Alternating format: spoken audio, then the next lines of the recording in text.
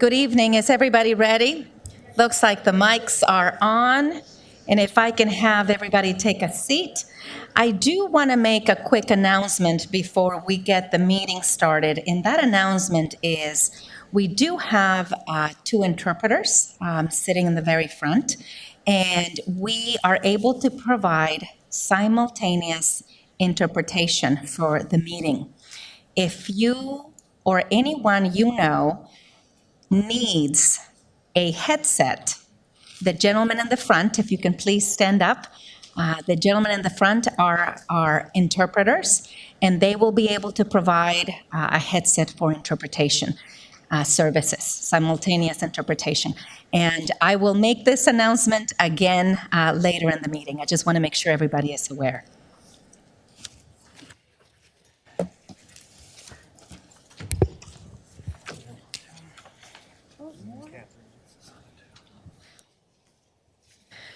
Well, good evening, everybody. It is 6:30. We will now reconvene the special city council meeting.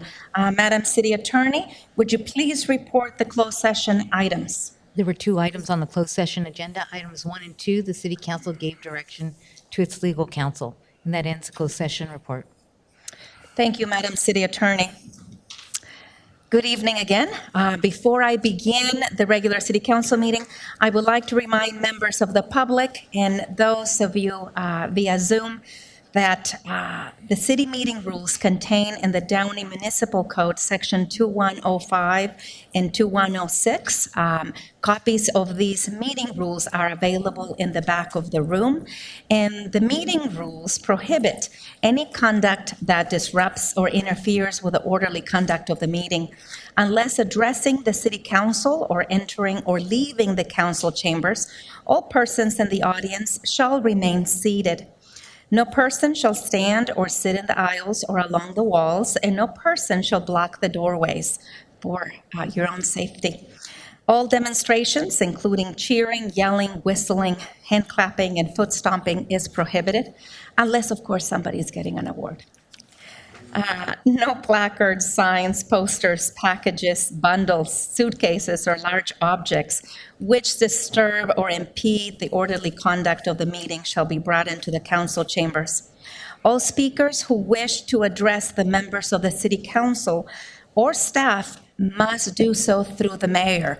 And again, perhaps this is your first time attending a city council meeting. And for those of you watching us via YouTube or Zoom, it is important to address the council members, but address all your comments via the mayor, via myself, please.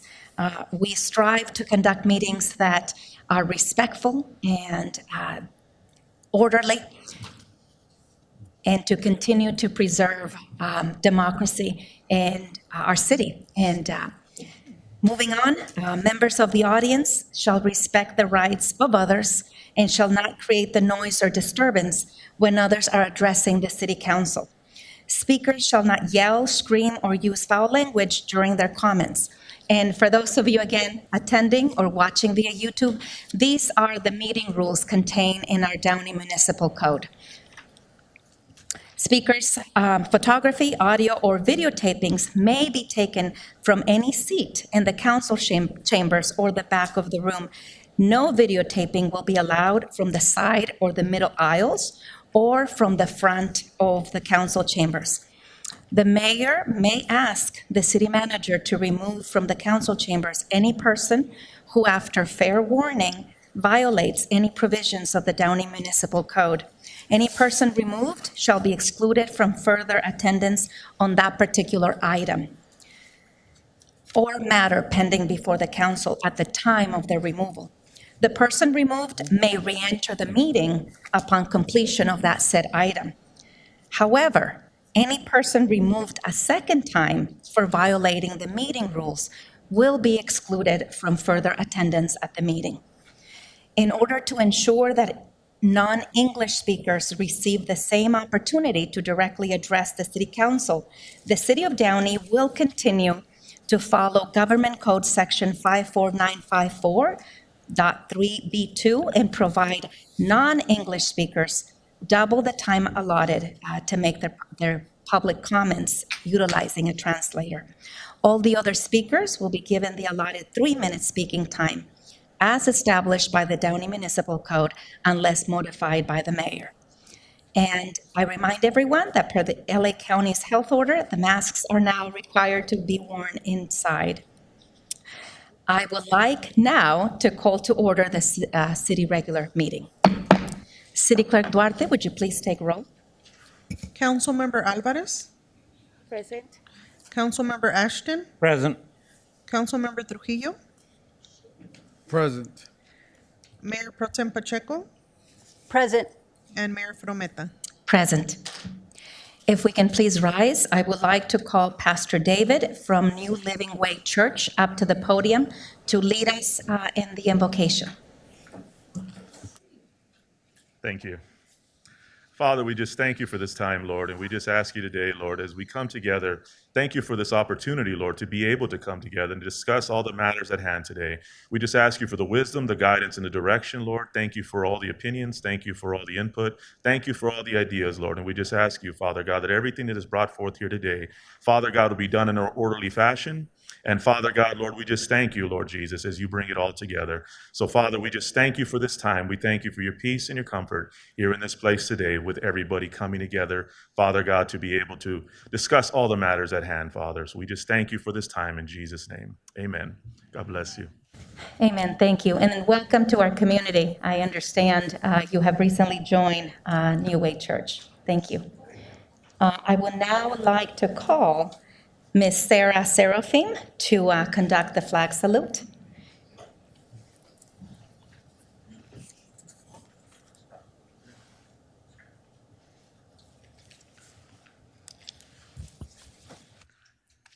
Everyone, please place your right hand over your heart. Ready? Begin. I pledge of allegiance to the flag of the United States of America and to the republic for which it stands, one nation, under God, indivisible, with liberty and justice for all. Thank you.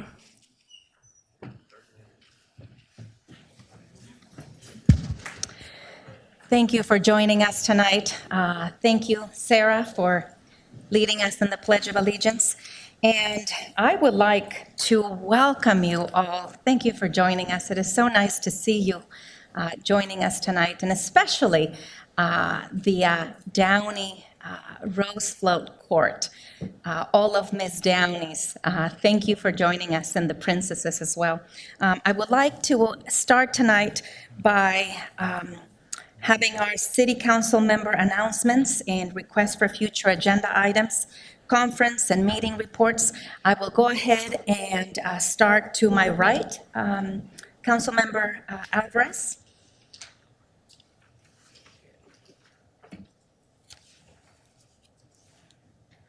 Good evening, Downey. I would like to talk about the crisis families are facing right now. When the government shut down, the economy prevented us from working, and we still had to keep paying all bills. In other countries, like El Salvador, they stopped the payments. Now many families right here in Downey are being given eviction notices because they didn't have enough money to pay the rent for many months due to a pandemic that no one can control, even the government. But I want to ask, how could they have paid the rent when businesses shut down and the minimum wage was already very low? Here in the city council, my colleagues refuses to join me and pass hazard pay, and I know they all have the reasons why. A lot of companies made a lot of money in the pandemic, and they could have done hazard pay like I tried to do it here in our city, but it didn't happen. But I wanted to thank to all my colleagues for joining me and supporting in tenants with rental assistance that the city is paying for 1 month to 3 months. We are now the most generous cities for tenants in our Southeast LA region, and I'm happy for that. But we have a long way to go. People are getting eviction notices right now. How are we going to end this pandemic if people are out on the streets and not being able to pay for their health and their housing? It's not just about the rent. tenants are also having maintenance issues. For example, this is hard for me to say it, but I have roaches, my cabinets are falling, and unfortunately, the landlord, Windstar Properties, refuses to fix it. I know the city has done a lot of work, and I thank them. This has been going on for over a year, and they want me out. Why? Because I'm the voice of tenants. So that brings me to a subject of these people who are trying to recall me. They are a coalition of landlords, realtors, Republicans, and Trump supporters. They cannot stand the fact that I'm working class, indigenous, bisexual woman like me in this city council. But I'm here to stand for my community. That is why I'm now requesting an agenda item for the next meeting. I want my colleagues and I to consider making October Indigenous Peoples Month to our city. Why I'm asking this? There's a brief history for this. When Christopher Columbus came here, he didn't discover this continent. He was lost in the sea, didn't know where he was. But when he and his friends got there, they turned our beautiful continent upside down. Around 56 million people on this continent were killed, murdered, when the colonizers came. Before the colonizers, there was no rent. That is a European idea. So we can see that what I mentioned at the beginning, the eviction problem, is very much related to what Christopher Columbus did. This is why at the next meeting, I want us to consider declaring October Indigenous Peoples Month in our city, which is occupying the ancestral lands of the Tonga tribe. We have a duty to honor the Tonga and all other indigenous groups that were brutalized and murdered by the colonizers. I look forward to our discussion to consider Indigenous Peoples Month here in our city, Downey, a land of Tonga. That concludes my comments. Thank you. Thank you, Councilmember Alvarez. Madam Mayor Pro Tem?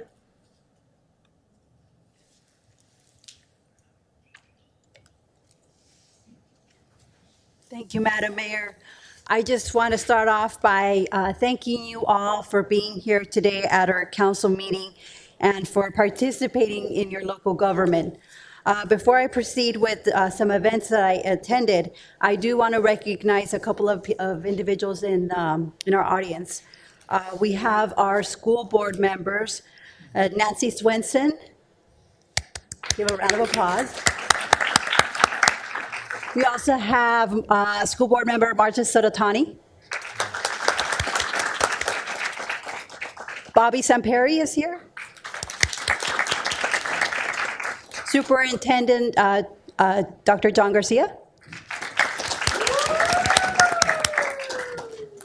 We also have our Chamber Executive Director, Michael Calvert. And we also have the fabulous Downey Rose Court. Please stand.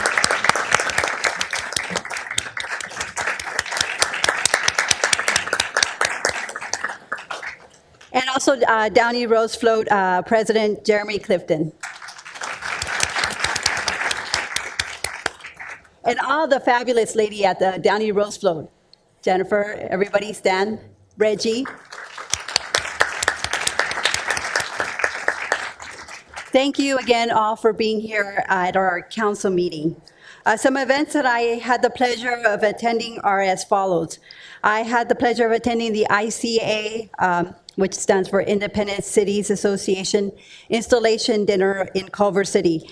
It was our council member, Sean Ashton's last day as the president of ICA. And Sean, you did an amazing job as president and leading the organization through the pandemic. So job well done. I'm glad I was able to make it there. Also on October 1st, I had the pleasure of attending Isabella Simonian's event to kick off Breast Cancer Awareness Month. It was a very informative event in which a doctor provided information as to the importance of getting a mammogram for both men and women. For women, it is important to get a mammogram every other year after the age of 40, and every year between the ages of 50 to 55. According to the American Cancer Society, 1 in 8 women will develop breast cancer. So please make sure to get your mammograms.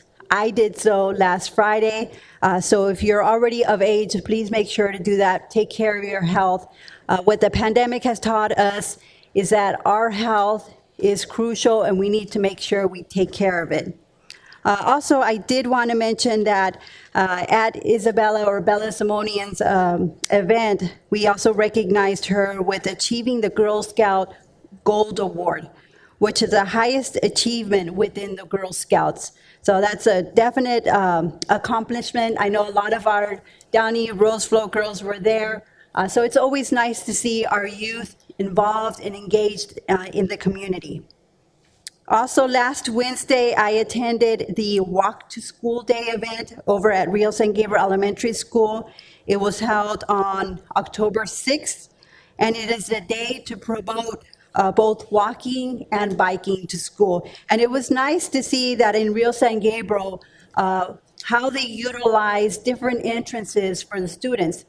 Because having only one single entrance for the students means there's a lot of crowding, a lot of congestion just in one entrance. But it was nice to see that the school and the school district devised a plan in which there's different times and different openings for the students to be able to get to campus both safely, but also effectively, given that we're still fighting with this pandemic.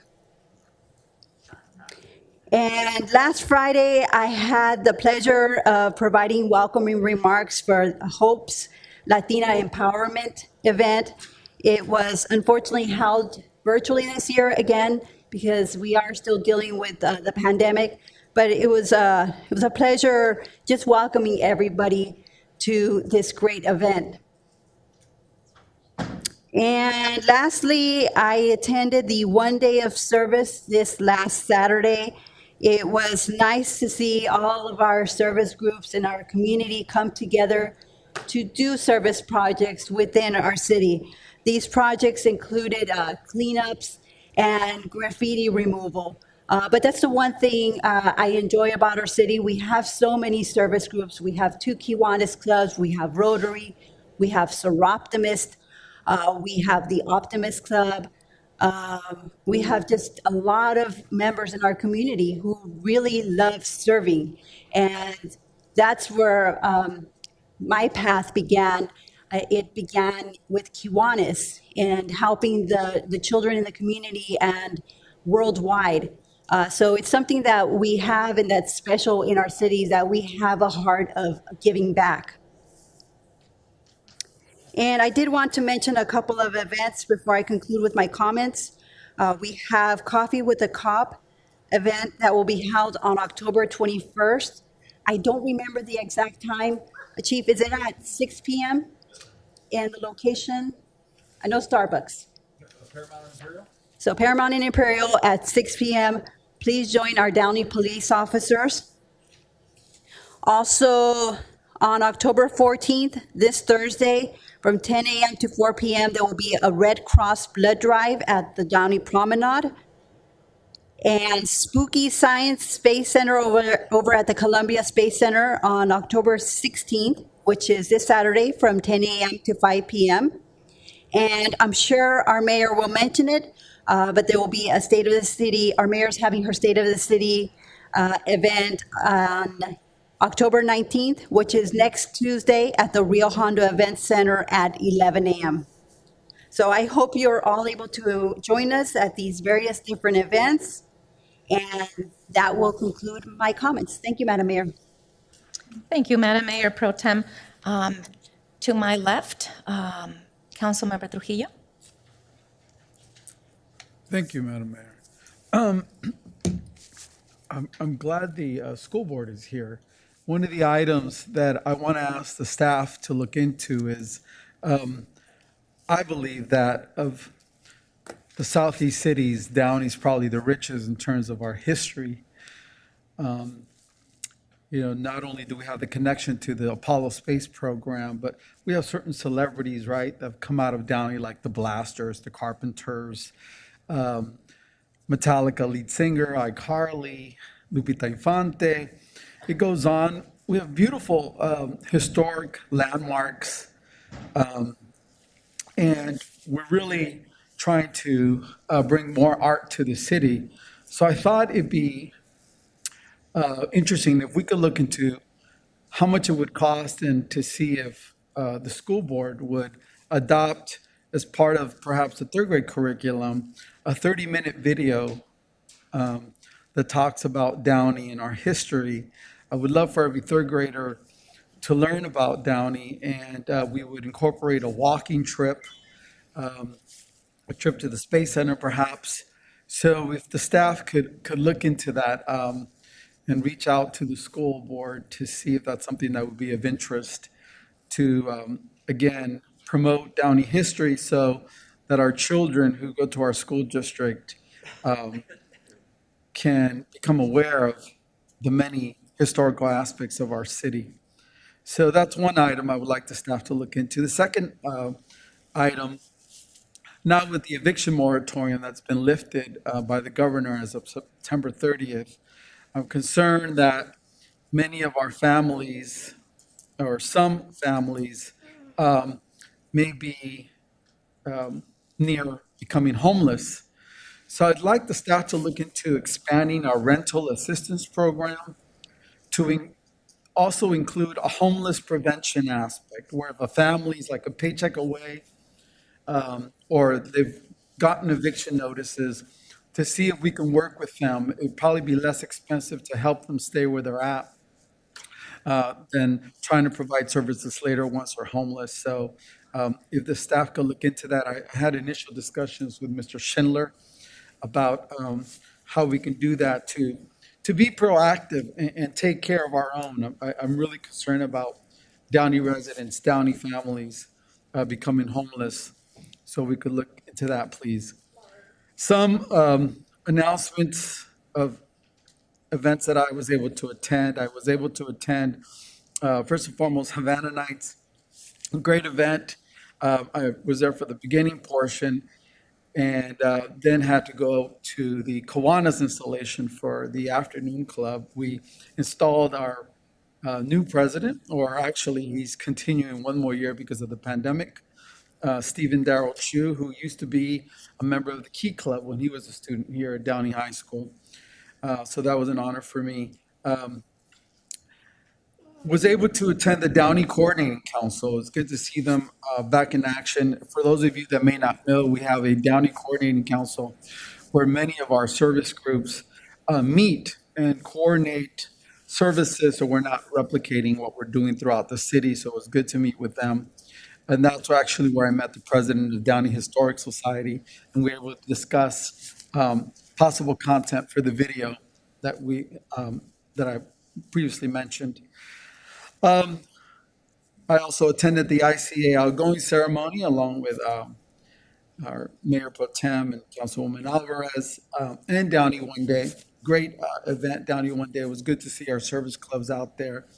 And I was able to see on social media the many projects that were being carried out by the city. So kudos to the city for coordinating that.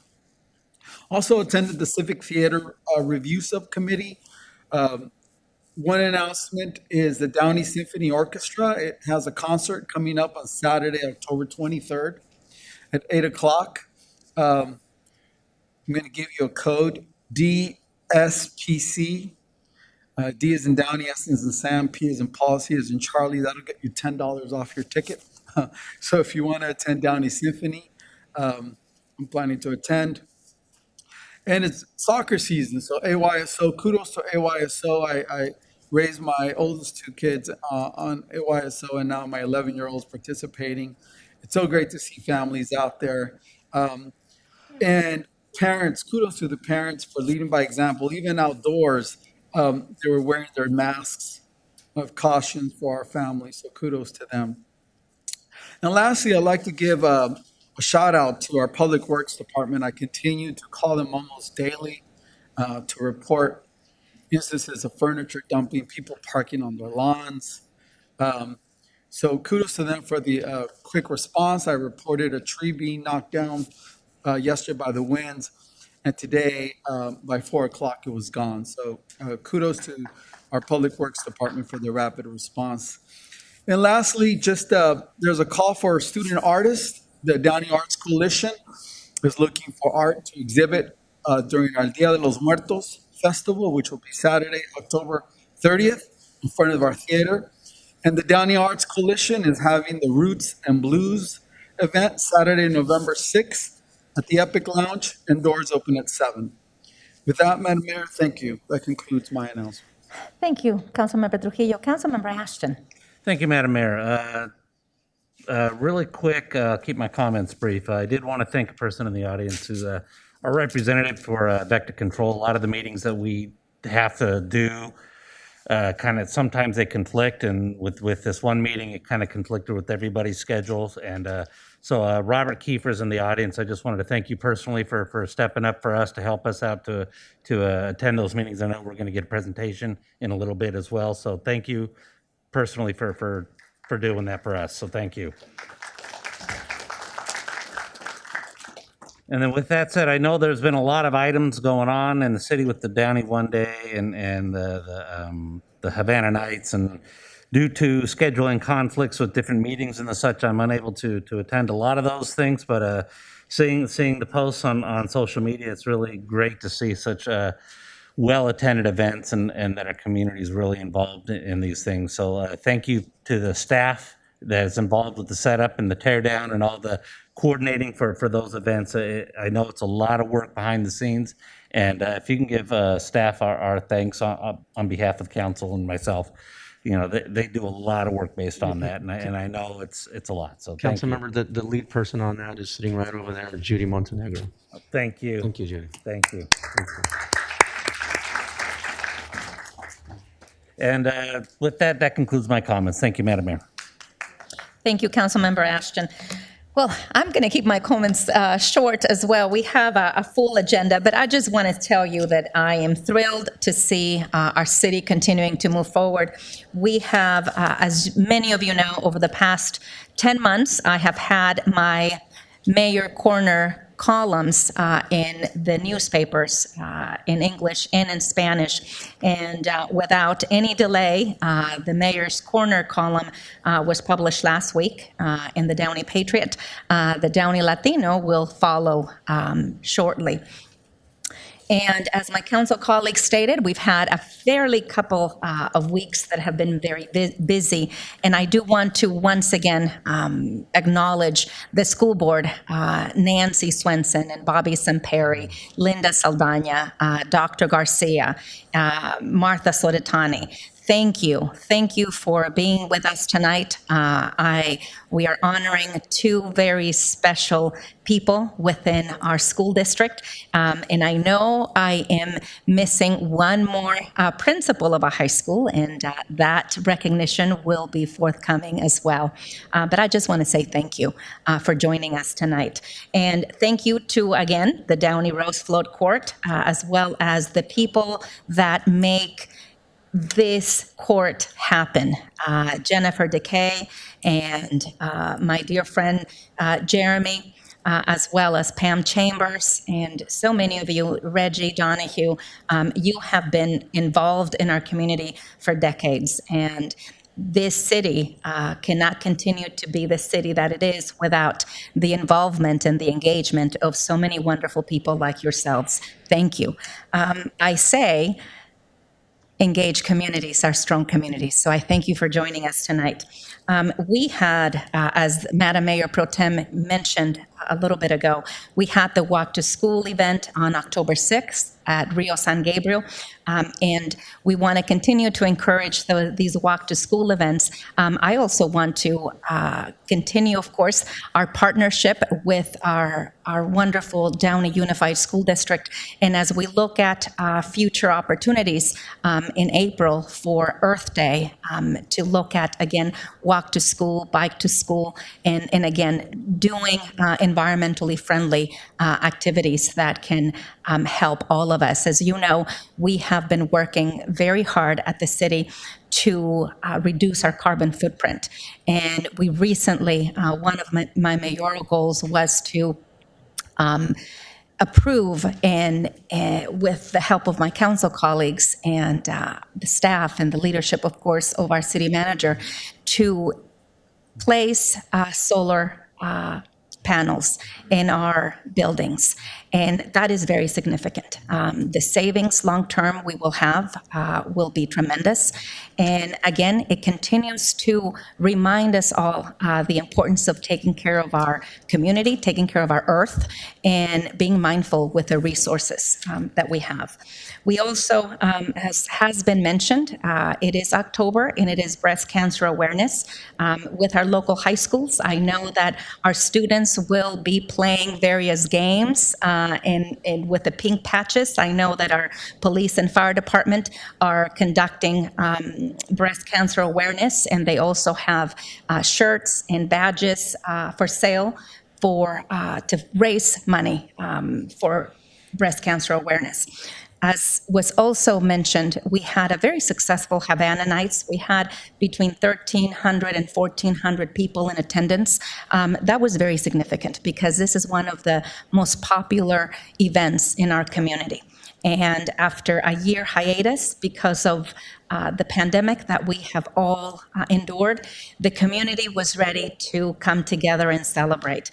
And again, I want to say thank you to our public works staff and our parks and recreation staff, Jason and team, Lisa Fox and team, and of course, Judy Montenegro.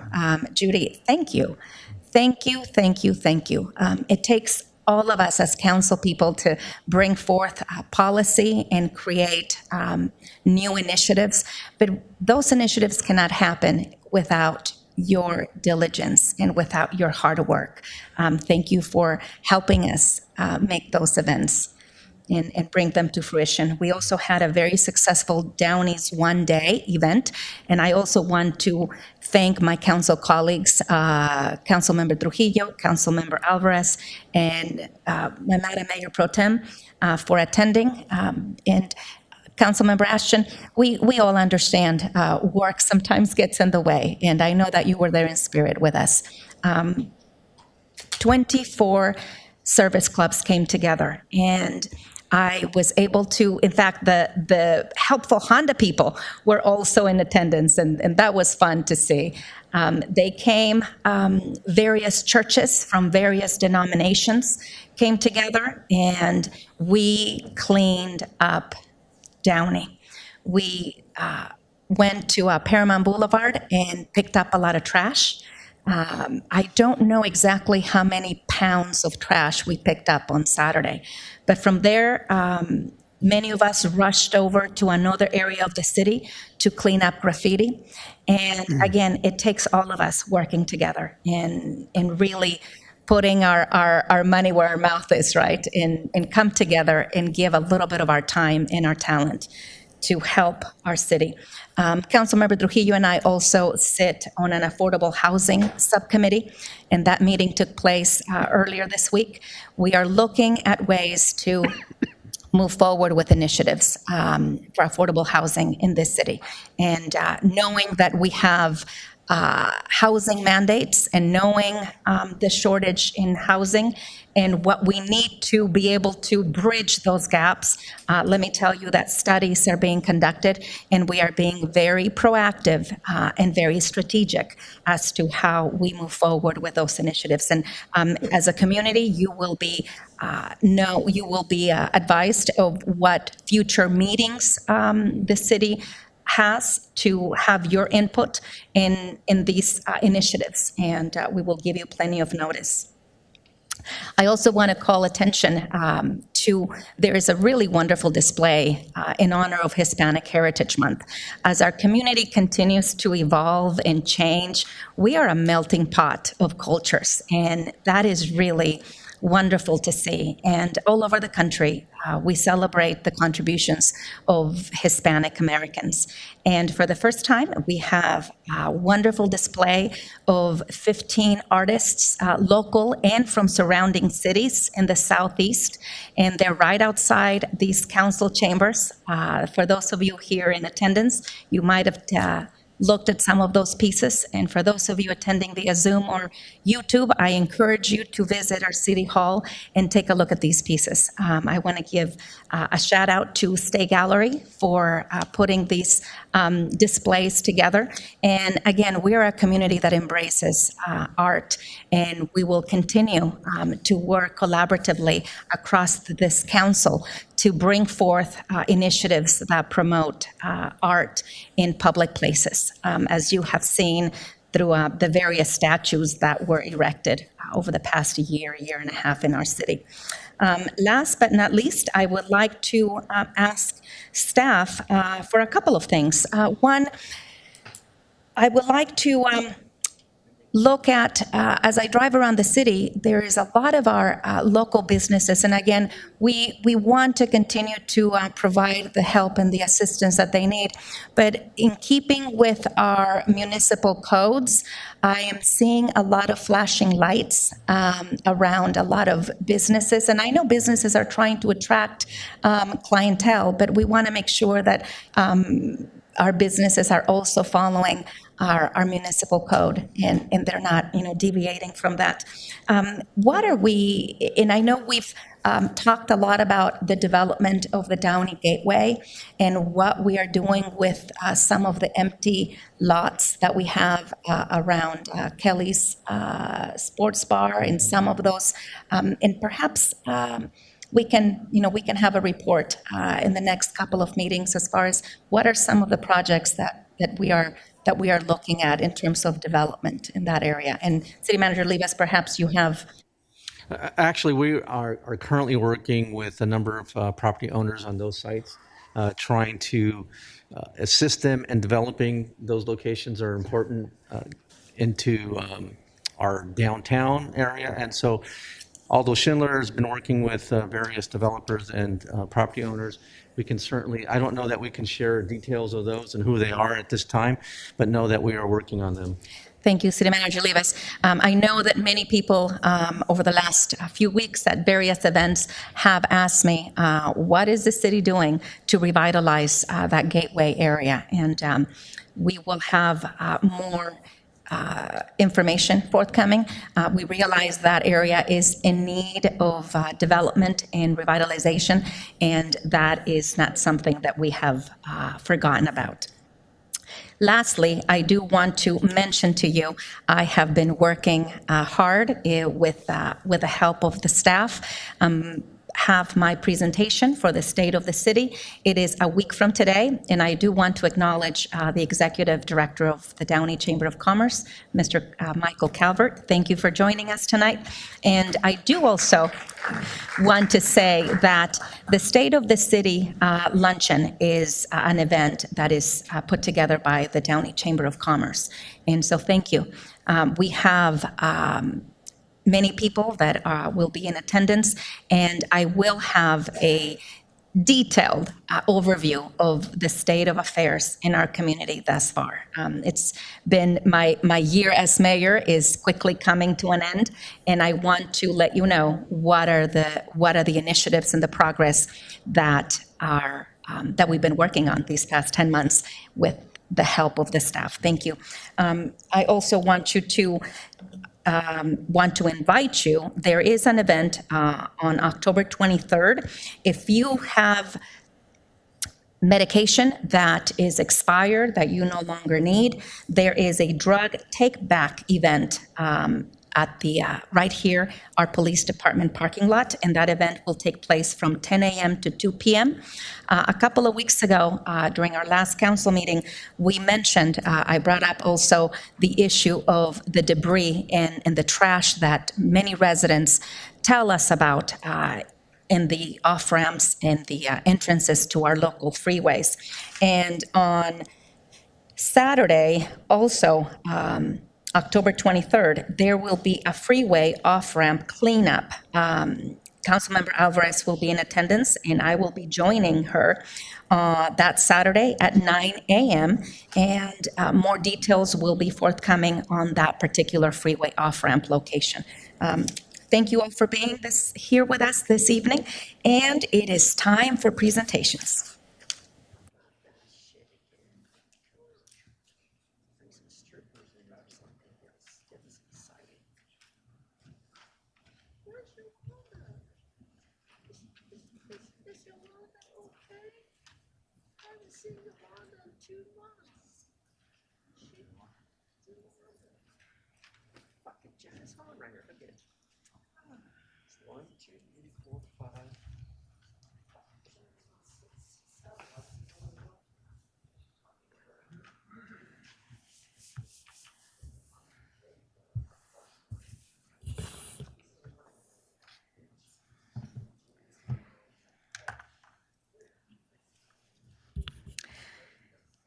Thank you again.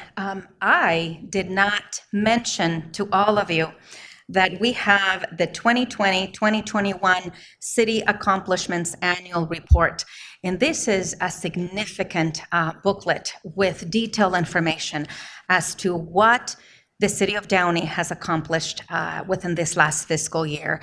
And I do want to mention that there's several initiatives in here that have been part of this year's mayoral goals. And I am very proud and I am very grateful to the staff, to City Manager Livas, and to my council colleagues for continuing to support these initiatives. This, ladies and gentlemen, is what makes Downey the special city that it is. We have tremendous accomplishments where there are cities all around us that have laid off staff, that have been in deep economic trouble and financial trouble because of COVID. Downey has remained a strong city, and we hope to remain that way in years to come. There are some of these left in the back, and we will certainly have the link on our city website so that you can also take a look at this.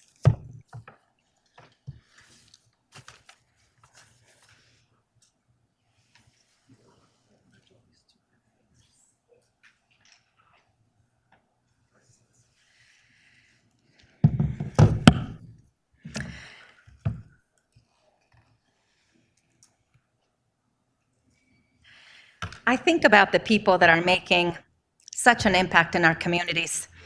And I really want to acknowledge and recognize individuals that have continued to be encouragers, to be builders, to be, when we continue to face such challenging times, we are living in very polarizing times. And it takes communities like ours to remain committed to cultivating civility and understanding and extending grace to each other. And there are two individuals that have been on my mind for a very long time. In fact, since the pandemic began, many of you know I am a mother of four. My oldest graduated he went through all of Downey Unified, recently graduated from Cal State Long Beach, and is starting a graduate program, dual master's program. And my other girls are in high school. And as we all know, parents, siblings perhaps, the distance learning and how our educational system had to pivot in the face of such adverse, uncertain circumstances was nothing short of remarkable. And tonight I want to award the Mayor's Legacy Award to two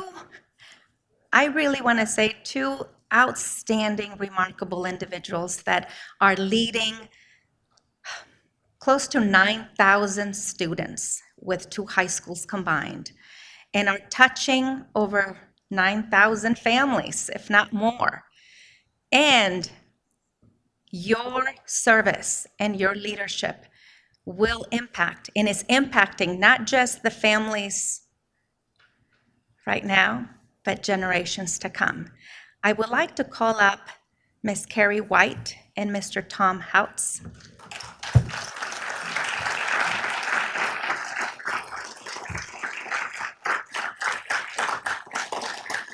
I want you up here. I will talk a little bit more about you.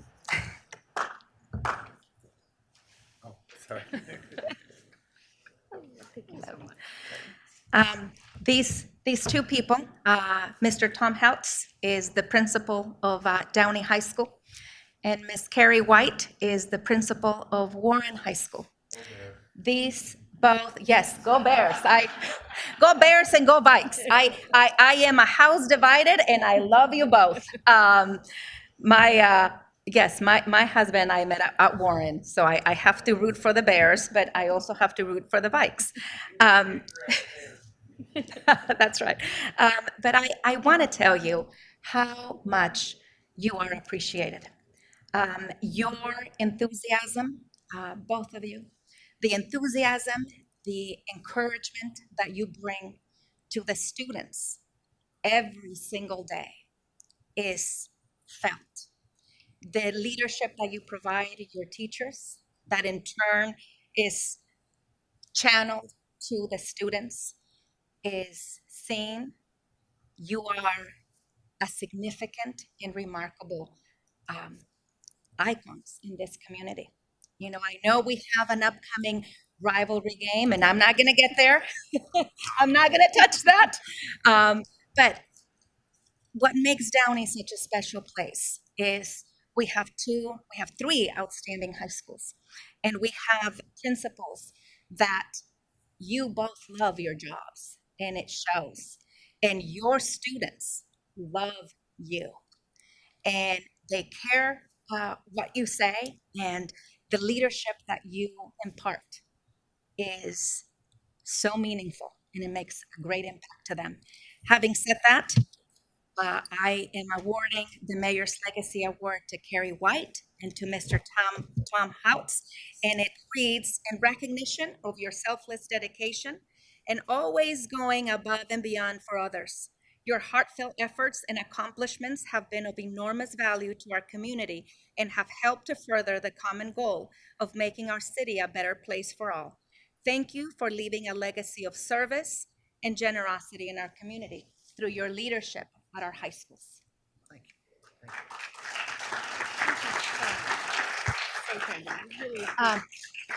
We'll take a picture. I'll let you say a few words, and then we'll invite the school board. How about that?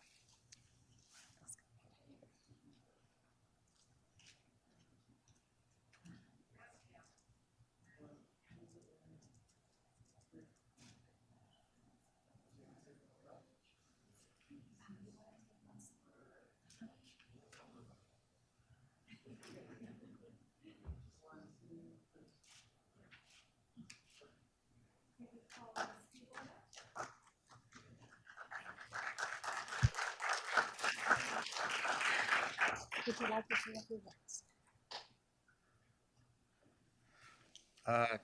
Yeah, I love Downey. I've always loved Downey for the last 30 plus years. I'm kind of a legacy. My mother, who's in the back, she's a graduate of 1956 at Downey High School. My daughter, who's in college right now, she graduated in 2020. She's the lost generation with the pandemic, but she graduated in 2020. My wife, Sharon, teaches at Imperial Elementary, and my son teaches at Griffiths Elementary.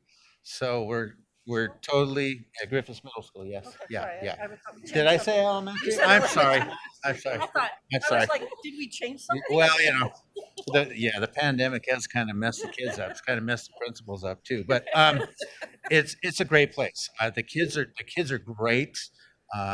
They've been through a lot in the last 2+ years. They've come back stronger than ever. They're a little shell shocked, like we all are, but they're so happy to be back. Proof of that is they're showing up every day, and they're not getting in trouble. So they have a hard time making eye contact and saying hi, but hey, I'll take that right now. So anyway, thank you very much. I just want to thank Mayor Fromenta and the City Council, in addition to our Board of Education and Dr. Garcia. I've been part of the Warren family for 22 years now, and I always knew it was a special place, but I didn't really know until going through this last year and a half. Our teachers and counselors and staff members are phenomenal.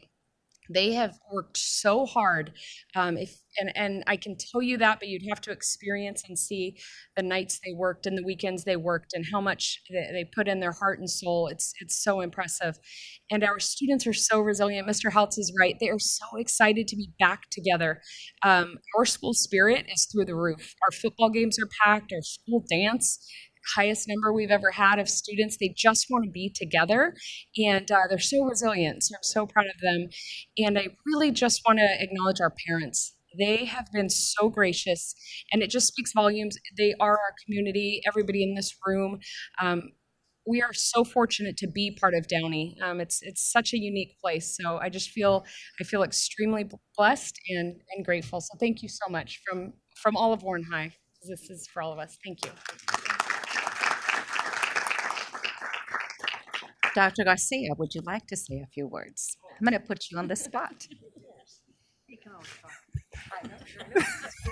Thank you, Mayor Frometta. First, I'd like to say to John Lacey, good evening, Mr. Lacey. But I'd also like to thank you, Mayor Frometta, and the council for the recognition of these two amazing individuals.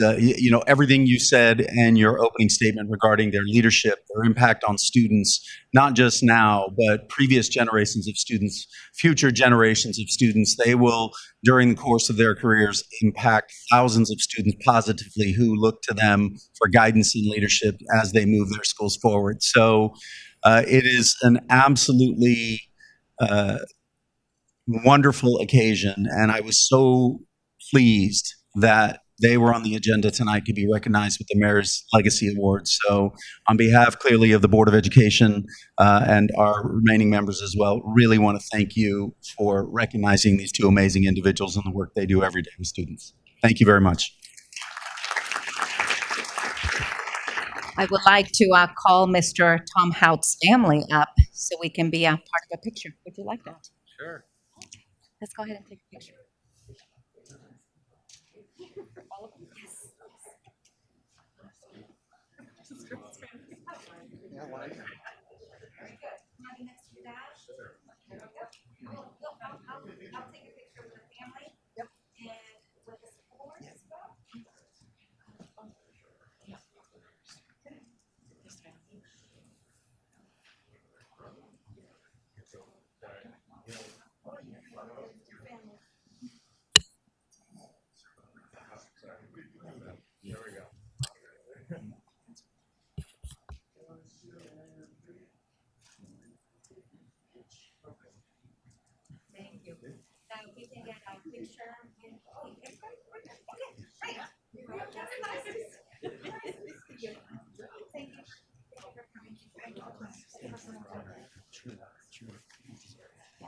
And let me give you, I haven't, Tom, I need to give you a couple of extra things here.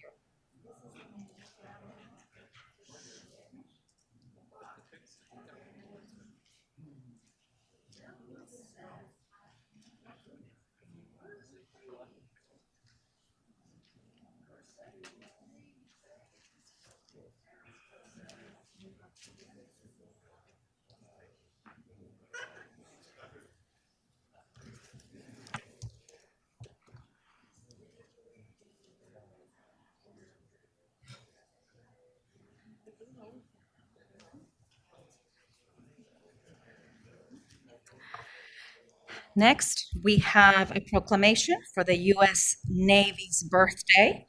October 13, 1775.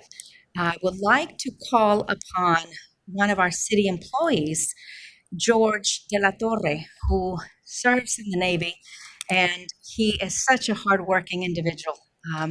We stayed late after Havana Nights to set up and clean up the event, and I really appreciate you, George. If you can please come up.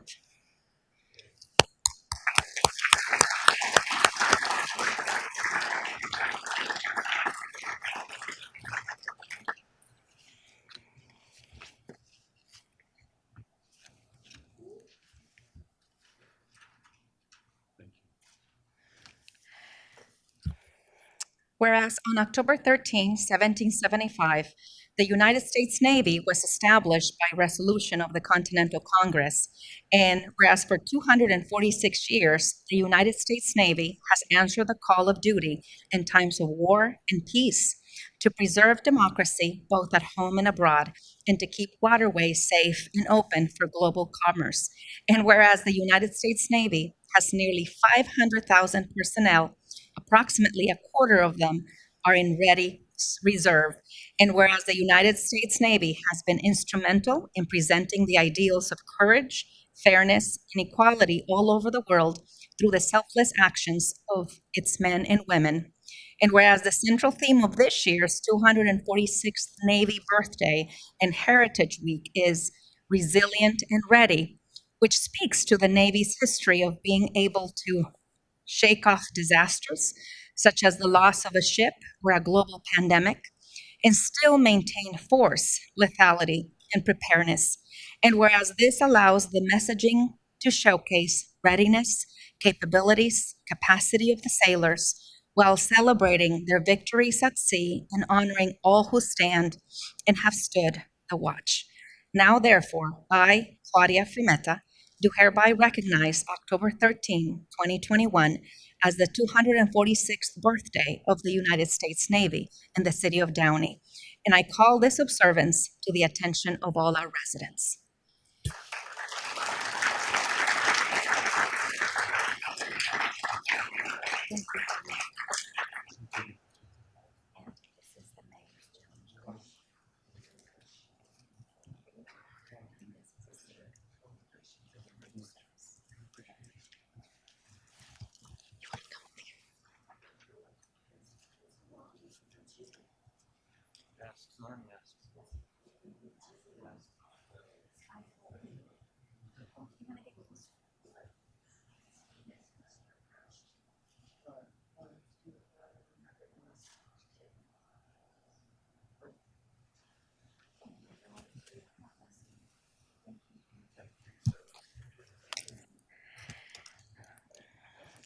Okay, moving on now, we have, thank you.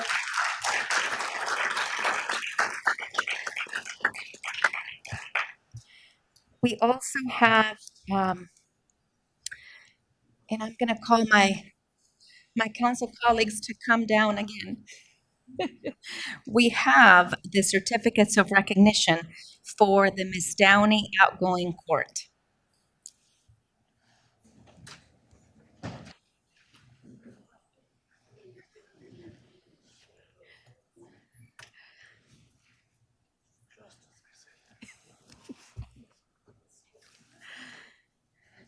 And Madam Mayor Pro Tem, if you can help me pass these out. Mia Jackson. Jasmine Cortez.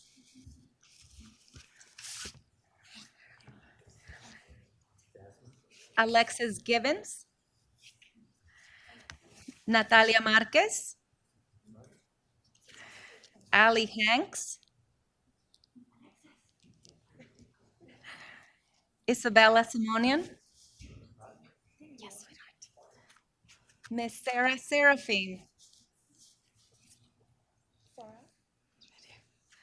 Samantha Noriega.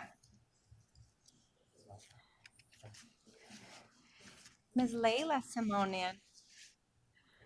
Vianney Campa. Vianney, you'll get it to her. Giovanna Gonzalez. My sweetheart. Ava Miranda. Ms. Brianna Padilla, Isabella Quigg. Oh, Isabella's not here. Skyla Orozco, and Ashley Rivas. Well, Miss Pam will get it to them. Wonderful ladies. We want to thank you for your service. We know it's been a couple of years unlike any other we have ever imagined. And you are going down in history as the longest serving Downey court. Give yourselves a round of applause. We appreciate all of the hours of volunteer service. And of course, your parents. Thank you, parents, for being here. And we just wish you continued success. I know that you will continue to exhibit the 6 pillars of character. And I know many of you personally, and you are a delight. You make this community proud. And we are just so proud of you. Madam Mayor Pro Tem, would you like to say a couple words? No, that's okay. Let's go ahead and take a picture.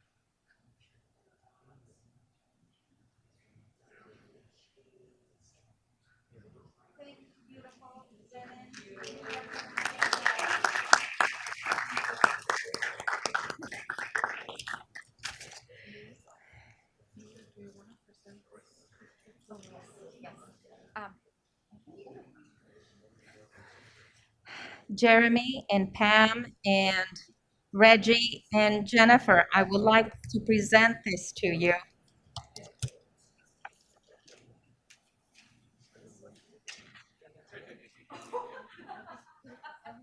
The missing frame.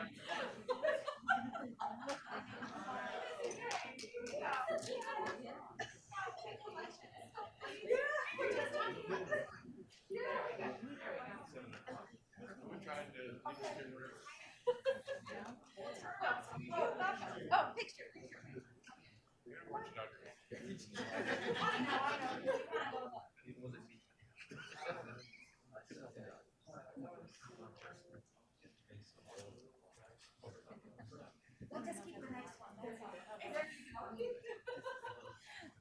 Thank you all.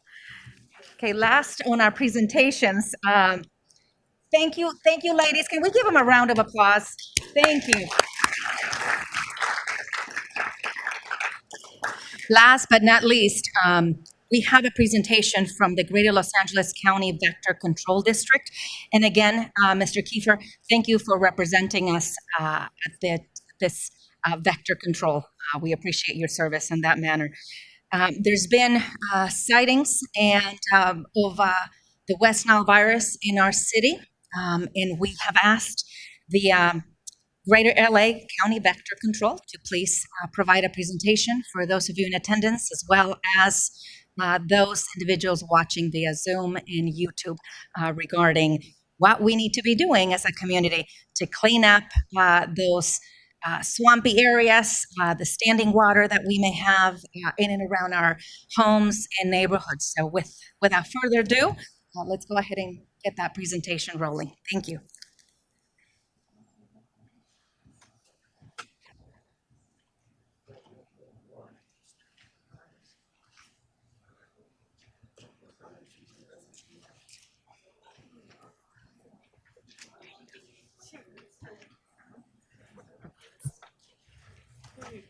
Can I pronounce it? Perfect. Okay.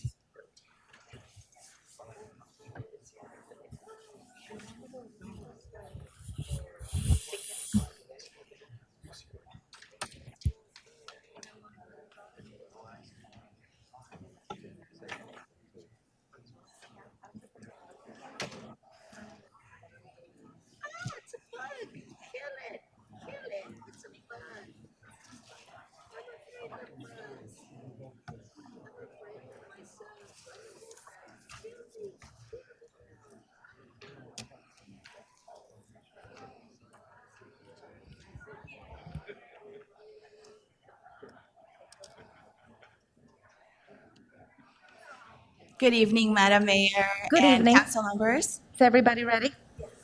My Thank name you. is Good Mary evening. Joy Coburn, and I'm the Director of Communications for the Greater Los Angeles County Vector Control District.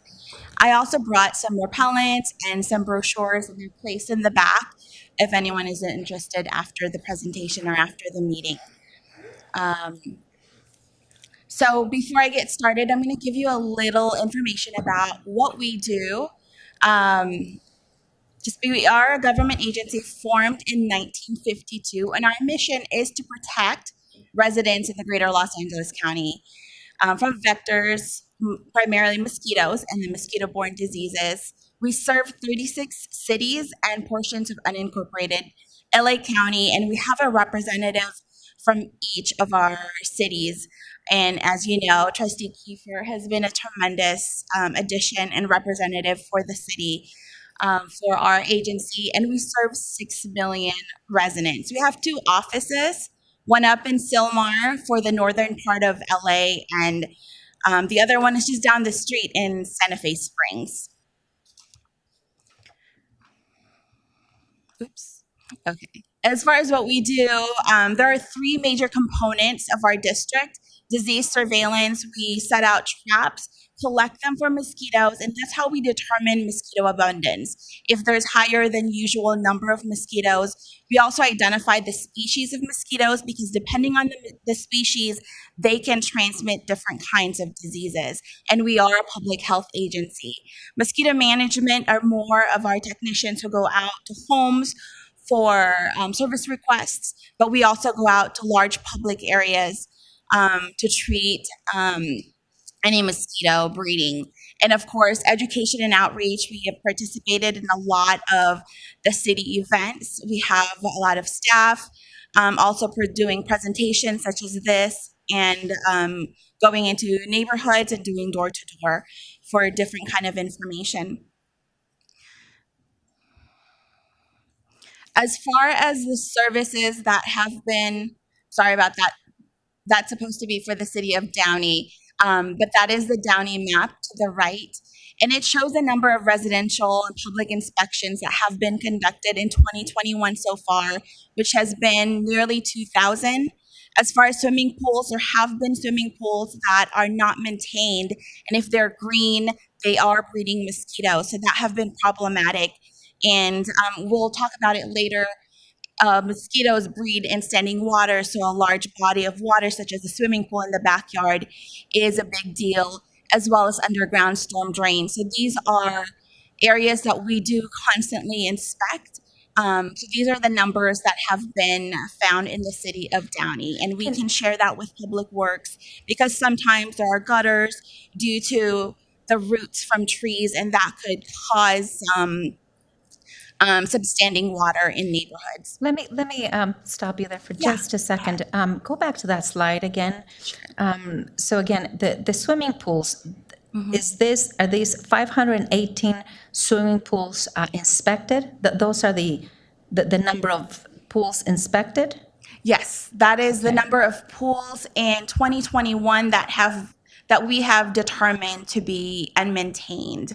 So we normally work with the residents to make sure that we either go to the home and put mosquito fish or some kind of material to get rid of the mosquitoes, or we work with the resident to either drain the swimming pool or fill it or do some kind of maintenance to ensure that it is in working order. And so these 518 pools, these are not maintained swimming pools that you were alerted and you went to inspect. And the alerts come from other residents or the owners of those pools themselves? It's normally from a combination of a lot of things.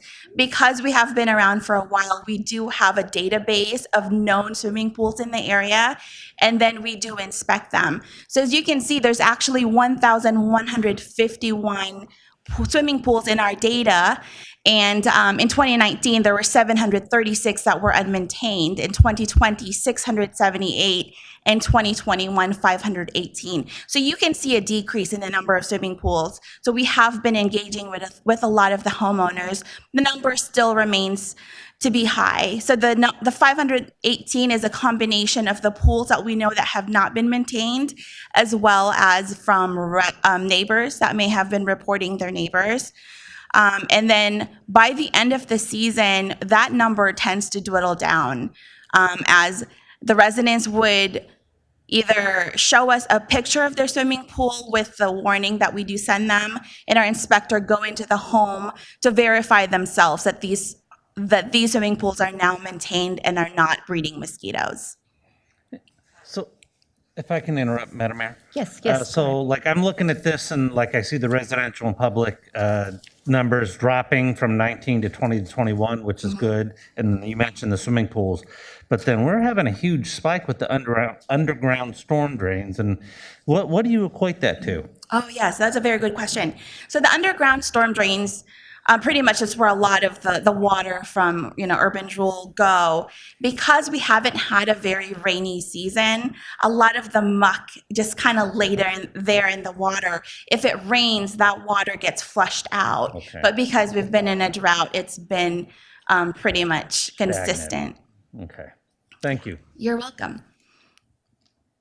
Okay, so why should we care about mosquitoes? Where mosquitoes are the deadliest animal in the world. They cause about 700,000 human deaths in the world annually. Mosquitoes also transmit diseases such as West Nile virus, which is endemic in our area, Zika virus, dengue, chikungunya. We'll talk a little bit more about that later.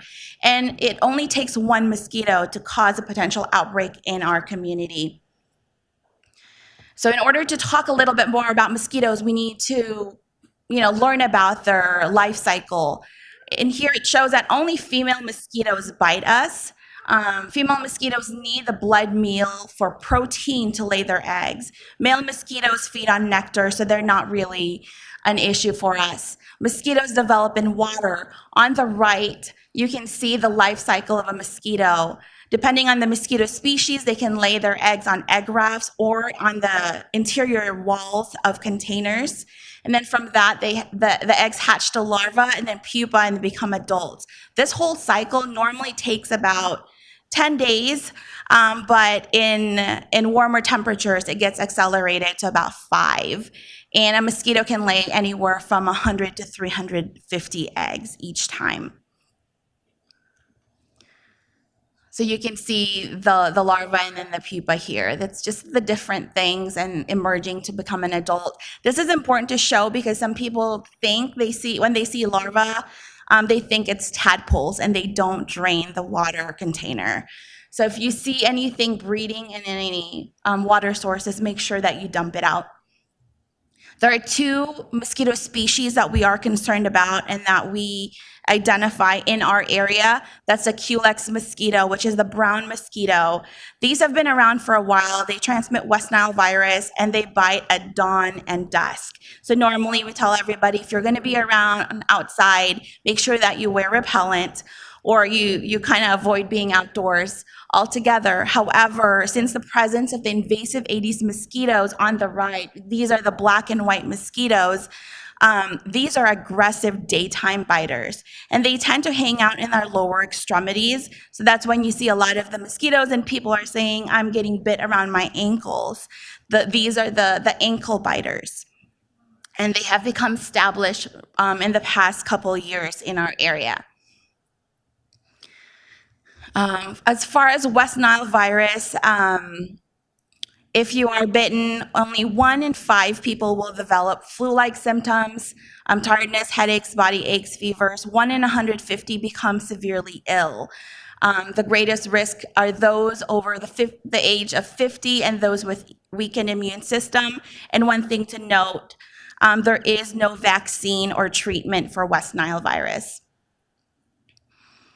As far as the numbers, I submitted this to Ms. Digadillo about 2 weeks ago. The numbers have actually changed since. In California, we've had over 2,200 West Nile virus positive mosquitoes. As far as human cases, last week it was 35 in California, now we're up to 70. Of course, if you compare the numbers to COVID, these seem pretty irrelevant, but these numbers have been pretty significant as far as people who are affected, because as you know, only 1 in 5 people develop flu-like symptoms for West Nile virus. So there's a lot more people that are affected by West Nile. These numbers that we are reporting are just the ones who are severely ill and ill enough that they actually go to the hospital. In our jurisdiction, 2 weeks ago, we said 45 positive mosquitoes, but it's now 62.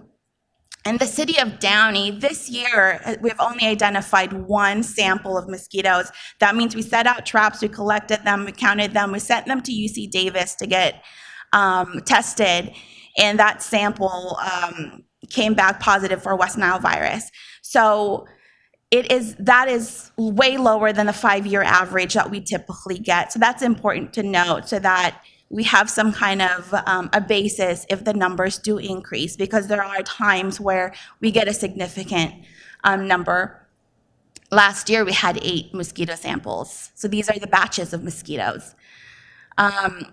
So the number in Downey doesn't seem that significant, but if you look at all of the West Nile virus activities in LA, you know, and I know we don't just stay in our city, we travel, we have family elsewhere, then you can see that there are infections in other areas. And then the other mosquito that we are concerned about, and the one that a lot of people have been calling us about, are the invasive Aedes mosquitoes. As I mentioned, they are aggressive daytime biters, and they are capable of transmitting not just West Nile virus, but diseases like Zika, dengue, chikungunya, yellow fever, and canine heartworm. As I mentioned, these are ankle biters. They tend to fly around our lower extremities. So our pets also tend to be in closer to the ground, so they do get infected with the virus as well. Due to COVID, we've limited the number of travels, so we haven't had any local transmissions, which is a good thing. But once our borders start to open up again, people could travel to areas where there is active transmission of these tropical diseases. They come back in an area where there's active infestations of these mosquitoes, and then we can have a local outbreak. So that is what we're trying to avoid. These mosquitoes are thriving. In 2013, they were only in the South El Monte area. By 2019, as you can see, they have covered all of our jurisdiction and started moving up to the San Fernando Valley. As of 2020, last year, everything within the red boundaries have already been covered. So these mosquitoes thrive in urban environments. They thrive indoors and outdoors, homes, offices, cars, backyards. They are container breeders, which means the Culex mosquitoes breed in swimming pools and ponds, in lakes, but these are container breeders. They breed in water bottles, in bottle caps, in our plants, in a toilet brush container holder. There's just a lot of things inside our home that they could be breeding in, and they are aggressive daytime biters, and they often leave large welts. The welts are a result of an allergic reaction we have to their saliva. And it's the larger the welt because these mosquitoes are new. We're not used to them. We have not, so that the allergic reaction is even more severe, especially in children. So it's hard to see, but that's a photo of someone that's been bit by a mosquito. The question that we normally get, can mosquitoes transmit COVID-19? The answer is no. So that is a good thing.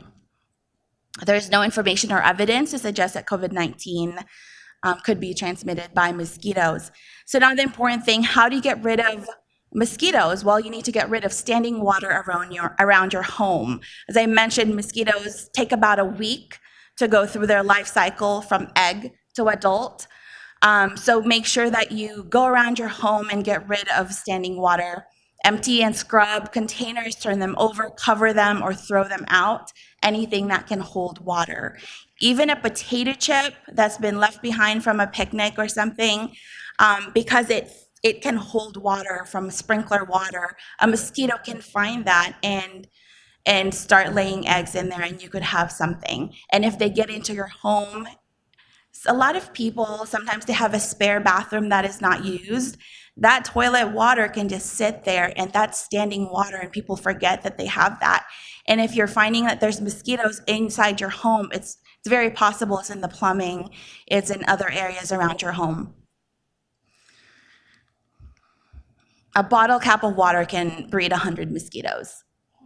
On our website, we do have do-it-yourself solutions where we have identified the most common breeding sources found around your home, and it's been divided into different sections, as well as the recommendations. Sometimes it's just simple as flushing the toilet or tipping out the plant saucer that's holding extra water.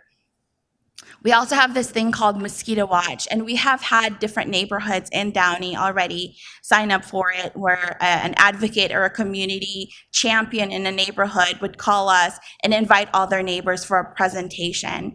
And we normally have examples. We have like a 360 video, an example of a home, and we go through it with the residents and what they can do. Because something to remember about mosquitoes is you could have a spectacularly clean backyard, but if your neighbor isn't cleaning up their area, the mosquitoes could be flying over because they don't know property lines. They could come over, so it has to be a community approach. There's different ways that you can do that, so just go to mosquitowatch.org and we can get you signed up. The other thing that is important is to wear insect repellent. Any EPA-approved repellent containing any of these 4 ingredients: DEET, picaridin, IR 3535, or oil of lemon eucalyptus. It has to be one of those ingredients. Those are the ones that have been proven to be most effective. And make sure that you read the directions on the back, because it says how often you would need to apply. DEET, for example, tends to be a higher effectiveness, so you can wear it for hours and it's fine, whereas oil of lemon eucalyptus needs to be reapplied every couple hours. And they are safe to apply to children over the age of 3. Just one thing the directions will mention is you have to spray it on your hand and lightly tap it on their clothing. Don't spray it directly on their skin, especially young kids tend to have really sensitive skin. All right, and that's just an example of what the active ingredients would look like. It's always on the front of the can. I often get asked, when is the mosquito season? When is it over? Mm-hmm. Because we live in such a beautiful area, it tends to be warm. So unfortunately, mosquito season tends to be all year round, but we do know that we tend to have higher activity of mosquitoes at the beginning of June, and then it could go into October.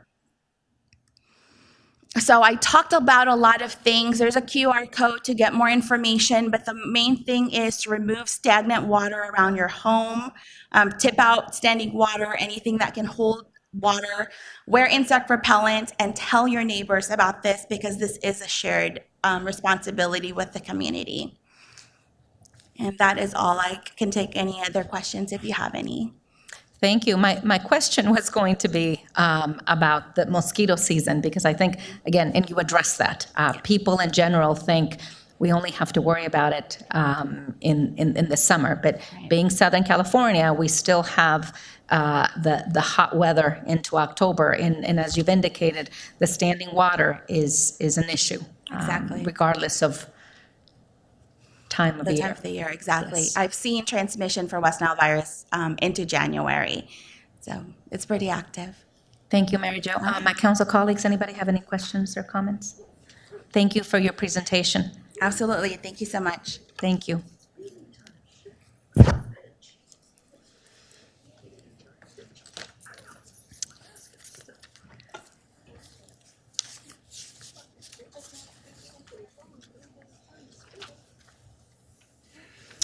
Okay, thank you.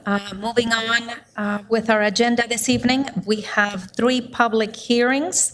And number 1 is to adopt a resolution establishing residential preferential parking district on the east and west sides of Vultee Avenue between Buckle Street and Stewart and Gray Road. Let's see, the hour having arrived, the public hearing is now open. City Clerk Duarte, do we have proof of publication? Yes, Mayor. I will make a motion. I need a second to receive and file. Second. Thank you. City Manager Rivas, is there a staff report?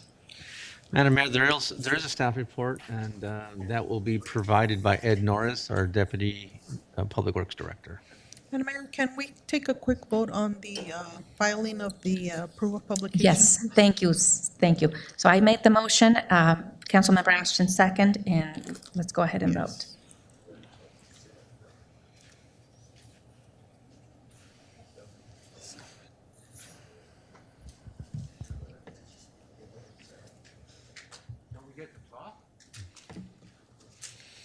Not yet. Not yet. We are in a public hearing. Once the public hearing presentation is completed, then I will open it up for public comment. Thank you. Thank you, Mayor. The motion was approved unanimously. Thank you. Go ahead, Ed. Thank you, Madam Mayor. Madam Mayor Pro Tem, members of the City Council, City Manager Rivas, and staff. In December of 2020, the city received a request to establish a preferential parking district and parking prohibition between the hours of 2 to 6 a.m. every day, including Saturdays, Sundays, and holidays on the east and west sides of the 11,700 and 800 blocks of Vultee Avenue between Stewart and Gray Road and Buckle Street to seek on-street parking relief due to parking overflow from nearby multifamily residential uses, which has created various inconveniences and nuisances for the residents. Parking occupancy studies were subsequently conducted through the assistance of the police department on March 9th and March 10th of 2021, which showed that 31% or 76% and 35 or 85% respectively of the 41 on-street parking spaces on the subject block of Vultee Avenue were occupied at the time of the survey, and that 20 or 65% and 22 or 63% respectively of the spaces were occupied by non-residents. A petition was then circulated among the property owners on the subject block of Vultee Avenue. The petition was returned on June 22nd of 2021, showing that 17 of the 20 properties, or 85%, are in favor of the proposal. Based on the results of the parking occupancy studies and level of support as demonstrated through the received petition, staff recommends the adoption of the attached resolution before you, establishing the preferential parking district and parking prohibition between the hours of 2 to 6 a.m. every day, including Saturdays, Sundays, and holidays on both sides of the subject block of Vultee Avenue. This item was presented to the Public Works Committee on August 19th of 2021. The committee did concur with staff's recommendation. Provided that the City Council approves the establishment of the preferential parking district through tonight's action, and at least 50% of the residents on Vultee Avenue apply for parking permits within 60 days of the adoption of the establishing resolution, signs prohibiting the on-street parking between the hours of 2 to 6 a.m. every day, including Saturdays, Sundays, and holidays, with an exemption for the permitted vehicles, will be posted on the subject block of Vultee Avenue. Permits that may then be purchased by the residents residing within the proposed district boundaries at a cost of $50 annually. If fewer than 50% of the residents obtain permits, or if the number of permit holders falls below 50%, the City Council may repeal the preferential parking district during a public hearing noticed at least 10 days in advance. In addition, the preferential parking district may be terminated by resolution of the City Council through a notice public hearing upon receipt and verification of a petition signed by a majority or 50% plus one of the property owners within an established district. Such determination shall be based upon a finding that the conditions set forth in the establishing resolution no longer exist or have diminished to such extent that the continuation of the district is unnecessary. That concludes my report, and be happy to answer any questions. There's also a map that, there it is. Yes, That we shows see the, it. that shows the boundaries of the proposed district. It's in the staff report. Thank you, Mr. Norris. Council colleagues, do anybody have any thoughts or comments regarding this before I open it up to public comment? Seeing none, I will go ahead and open this item for public comment.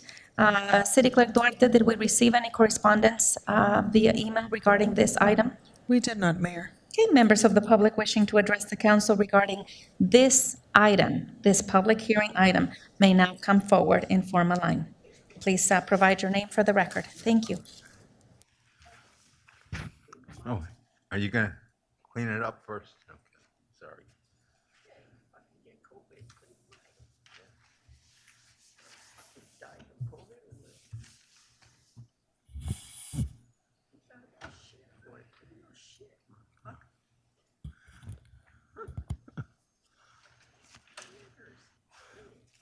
Mike Greenspan, a brewing butt kicking Florida Gator, and want to thank that pastor for mentioning Jesus.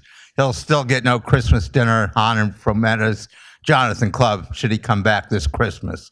But other than that, now here we go again, a racket, $50, huh? Well, it'll start out at 50, it'll go to 100, it'll go to 150, go to 200, kerching, kerching, kerching. And of course, what's that word I always like to talk about with our police officers? Tickets and quotas. Yes, it'll give them an opportunity to have more ticket quotas.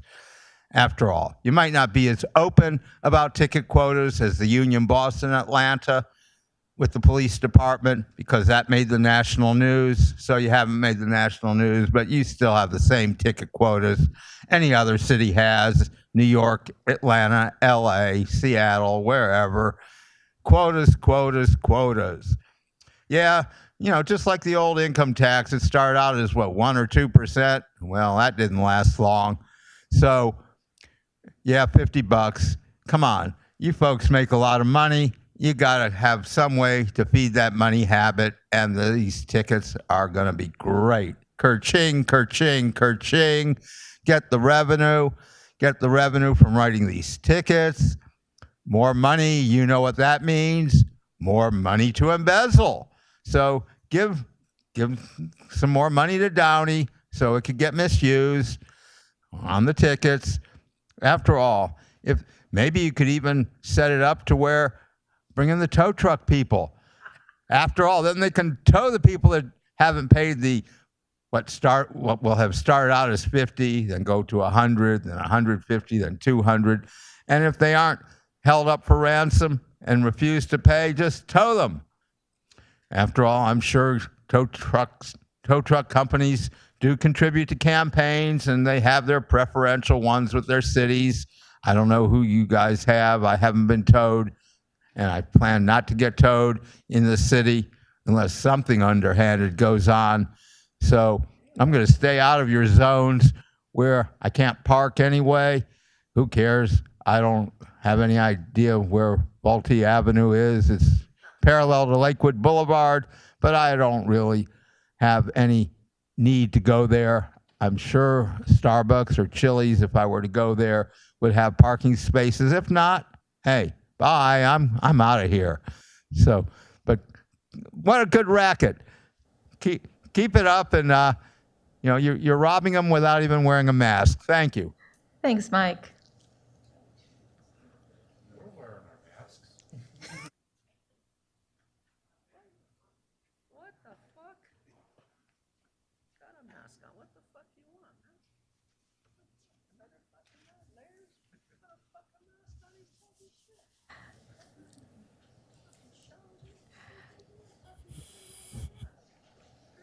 Good evening, Mr. Herman. I didn't even give my name out. What's so important about it? What the hell? You're famous here. Go ahead. Janice Hahn is famous for being a bitch. Why do I say that? Because she's allowing you to put permits on our neighborhoods where little black kids like me can't park our car because you people are fucking racist and you want to raise the rates from 50 to 100 to 200 to 1,000 like that gentleman with the alligator was talking about. So, yeah, the Vultee 11711 through 1171118. Why do all the petitioners not show up to file their case with you jackasses?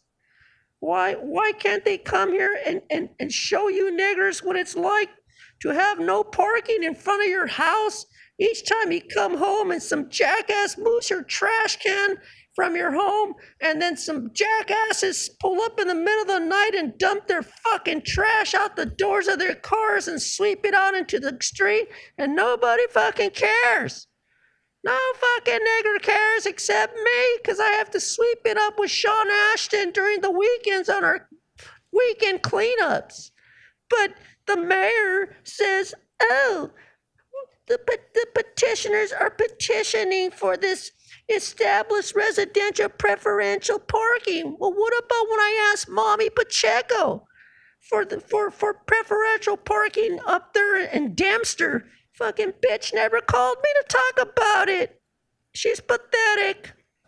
Just because she owns. Get your comments, direct your comments to me, Directing Mr. them to Herman. the fucking mayor.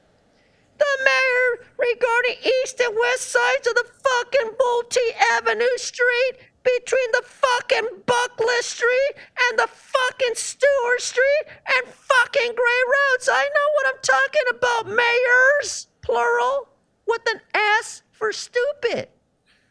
Just listen. Don't then get involved. Do something about it and then get involved. Otherwise, calls Janice on and say Herman called you a bitch at the meeting because he's upset because he's trying to get a resolution to determine whether or not we should have all permanent restricted parking, because a lot of us go home and are fucking mad at these fucking asshole neighbors that rent and walk away from District 3 and don't want to hear me talk about why we can't park in front of my fucking house with my homies. So fuck Paul Krikorian and fucking asshole budgeteer from LA, asshole. Fuck you. Thank you, Mr. Herman. For those of you sitting here and those of you watching via YouTube and Zoom, and you ask, why do we allow this profanity? Well, that is thanks to our First Amendment. And again, we will continue to uphold our First Amendment right to free speech. But individuals like Mr. Herman like to make a mockery of our meetings every single time. And even though he doesn't live in this city, he visits many council meetings throughout. Thank you. Go ahead. Go ahead, and we have our next speaker. Hi, I am one of the residents that live there. I did show up. And I thank you for considering it. Ms. Pachenko, I met you personally. I think you guys are doing great. I will not be potty mouth today, but I want to say thank you very much for considering this. And unfortunately, this is how it is. We do not have new buildings there. It's just an influx of people. And again, thank you for considering it, and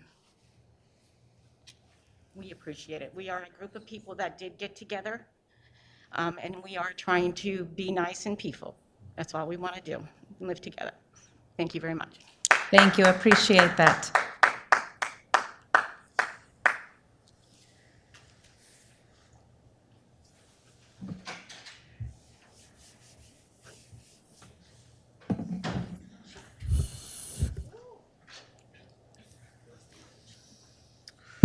Okay, so preferential parking, always a bad idea.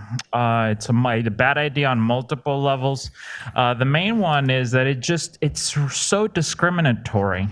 Instead of pursuing this preferential parking district, the last time this was presented, it was told to the audience that there were discussions with Downey Landing, with the property owners. Hey, can people perhaps park here overnight so that the people see over there in that apartment complex across the street on Lakewood, probably there's a lot high density there, right? Of course, there's high density in an apartment complex, probably even 3 times as much as this area. So it's very important to be accommodating to all residents. But creating this just creates more social divisions in a way that's not helpful and ends up creating a city that you probably don't want to be like. So for example, probably the most preferential parking city in Los Angeles County is probably the city of West Hollywood. So there's great elements in West Hollywood. We want to emulate them in various ways, but preferential parking is not one of them. You don't want to be in a city where you can't have people coming in and out and contributing in a vibrant way to the economy. And again, it just creates this situation where you get more pressure, more stress from all of the residents that perhaps can't quite find a parking spot. And again, I go back to the point about why is it that the huge property management company there, why can't they share that space, especially at night? It's totally empty. Like, there at Chili's and the Starbucks, it's all empty essentially after 7:30, 8. So I don't understand why there can't be a true sustained program there to help and of course there's a bunch of apartments over here that you're not showing. So all of those people are going to be impacted by this, and it's just going to create more stress for those people, potentially more interpersonal conflicts, between people that maybe live in the apartments or the homeowners. So it's not a good idea. Instead, you should go for the area that's wide open and help everyone park there overnight. There's no reason not to, except the whims of the property management company, which you as a city, that is your area, you have ultimate control over your land area, and you should work so that that space is totally guaranteed so that you do not have to create no more preferential parking, not here, not in any city. Thanks. Thank you, Mr. Barragan. Okay, if no further comments, I will make a motion to close public comment. Second.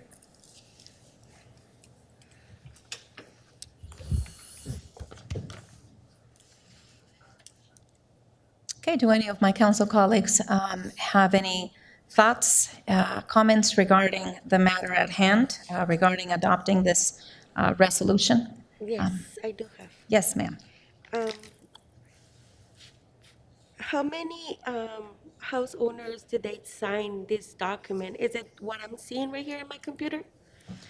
The report, Councilmember Alvarez, is included in our packet. Yeah. And if I recall correctly, and correct me if I'm wrong, Mr. Norris, I believe it was 85% of the residents in that block. And just to clarify, this preferential parking is for the residents living along Vultee.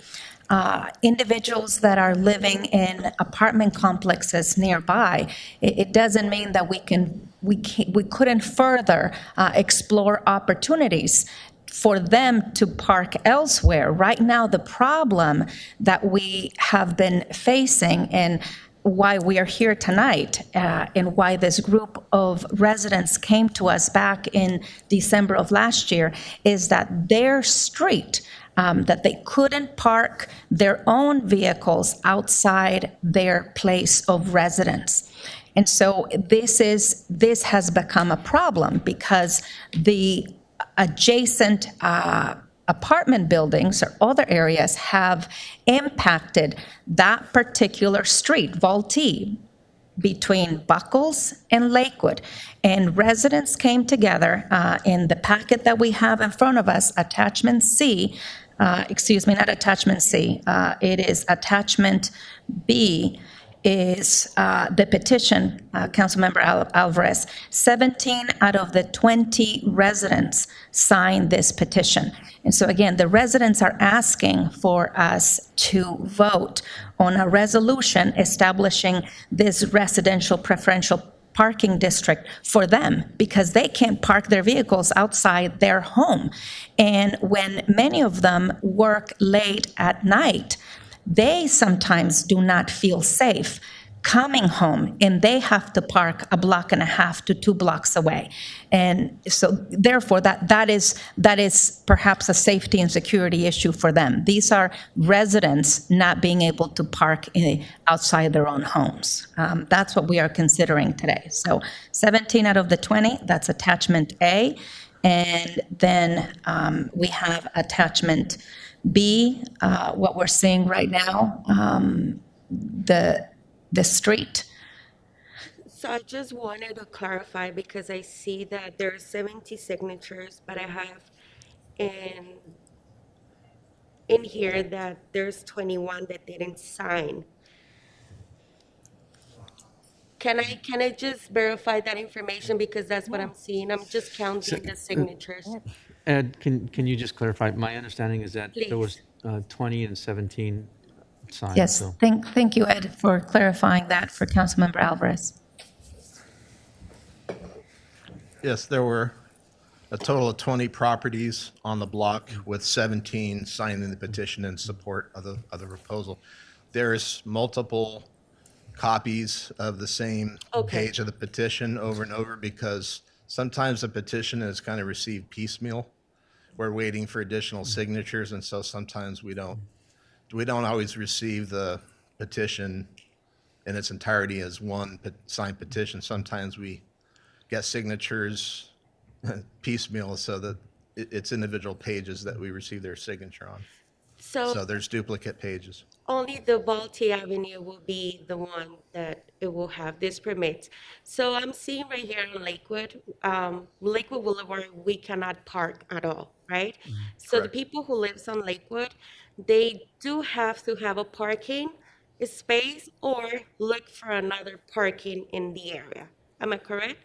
That's correct, yes, if they are unable to make arrangements to park on site. But to answer the one question about the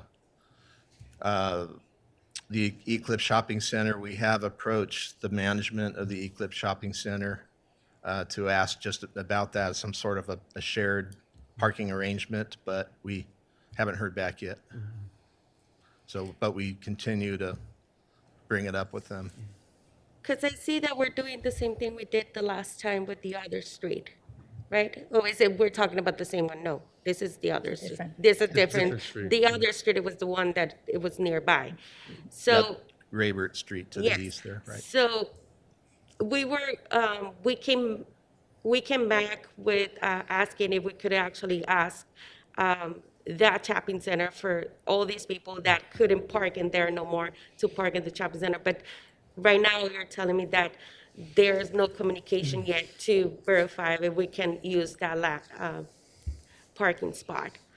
So is there any way we can do it? Because the last time we came up with that question and we still haven't heard from them. So I'm curious because all these people that lives on Lakewood are practically parking on this street. If I may, Madam Mayor.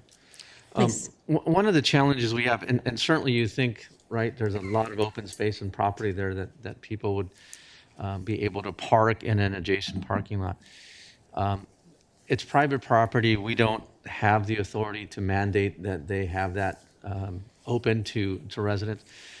Our biggest challenge when we have residential areas up against these commercial sites, and we try to induce them to try to get them to allow the residents, is that They typically don't want to do it because of a security issue. One of these, we've had it in the past where, for example, at Stonewood, we've had some folks park there.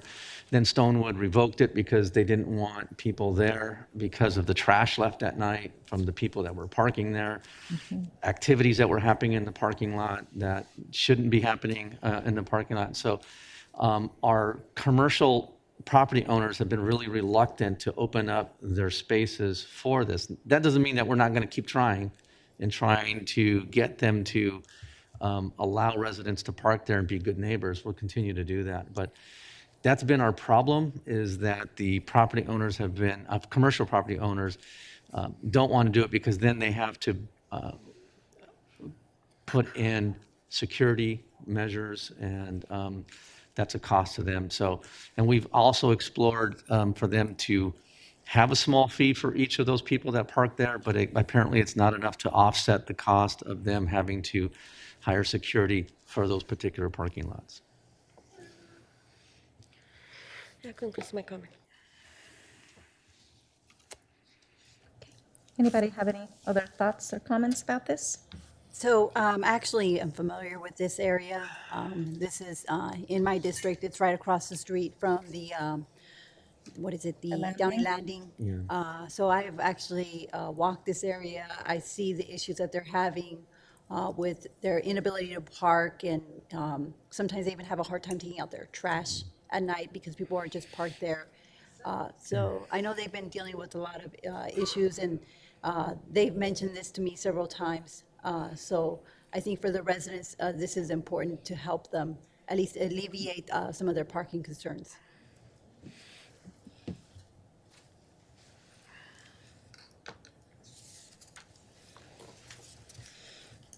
Okay, I will make a motion to adopt this resolution. I'll second. Okay, please vote.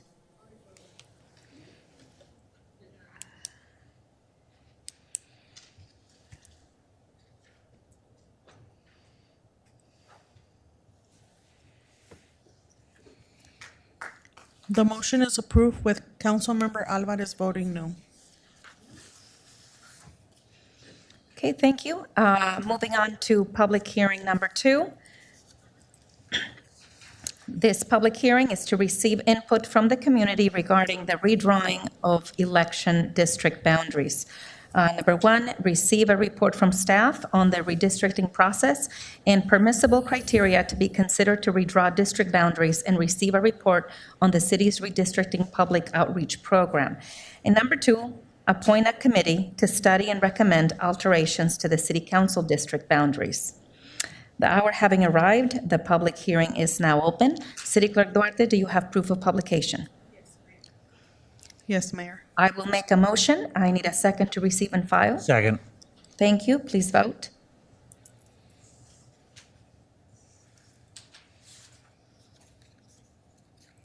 The motion is approved unanimously.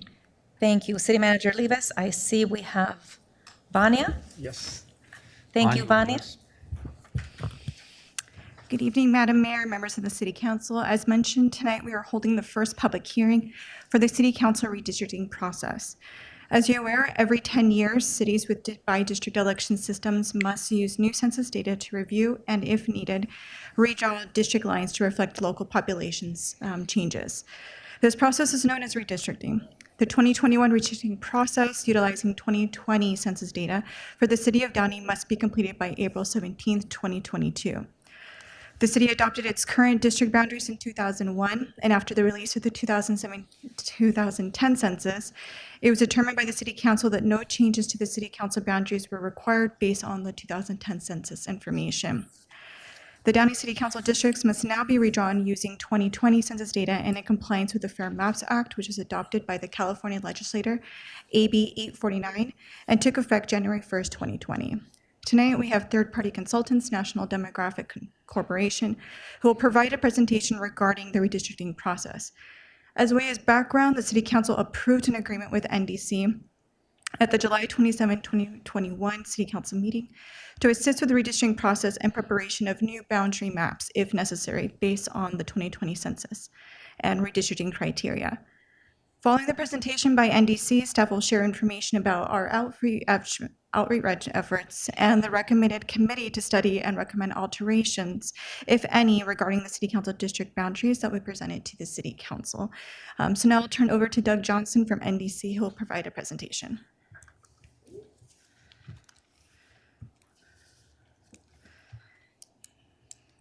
Good evening. Can you hear me? We can hear you. Thank you. Excellent. Thank you. It's my pleasure to be with you. Appreciate the opportunity to present this information to you. Let me share my screen. Okay. Thank you for the introduction. It was a good introduction to where we are in kicking off this process. I'll just jump right in. So, as is noted, under the California Fair Maps Act, there are 4 hearings required. At least one must be held prior to release of draft maps. So that's what we're talking about tonight. The goal is to provide education and information to the public and to solicit any input on communities of interest that the public may have, areas they want to see kept together. And of course, to get direction from the council if you have any direction on which way you want this to go. Then there must be at least 2, and actually we're planning 3 hearings after draft maps are released, in which obviously the public and council can comment on those maps and request any changes as we go along. And the final deadline to adopt the map and provide it to the registrar is April 17th of next year. So we have plenty of time, hopefully. There are new rules for this process. People who followed this 10 years ago should be aware that the rules have changed. The first part, the federal laws shown on the left, those are the same. So we still have a requirement that each district have an equal population, and it is total population. It's not registered voters or anything like that. It's human beings counted in the census. And there's a little bit of flexibility of a couple %, but it's a pretty tight requirement, as I'll talk about more in a moment. Then we need to be sure that we comply with the requirements of the Federal Voting Rights Act, while at the same time ensuring that race is not the predominant factor, because when race becomes predominant, then we get into racial gerrymandering, and that is also not allowed under federal law. So those are the same as 10 years ago. What's new is California's Fair Maps Act, which just took effect in 2020. So this sets up the sequential list of criteria shown in the middle, and they are listed in priority order under the law. So you can see number 1, geographically contiguous. Each part of each district needs to touch the others, parts of that district. Then we need to, as much as practical, avoid dividing neighborhoods and what the law defines as communities of interest. I'll come back to in a moment. Then where possible, we are supposed to follow easily identifiable boundaries. So major roads, rivers, things like that. And the 4th of the California criteria is be compact. Do not bypass one group of people to get to a more distant group of people. California law also prohibits considering one factor, which is noted at the bottom there. The line shall not be drawn to favor or discriminate against a political party.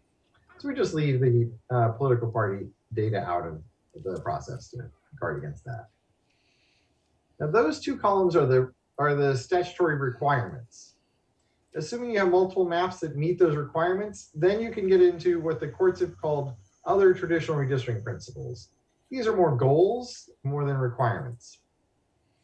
There's no law saying you have to do these things, but the courts have said they make sense as historic considerations.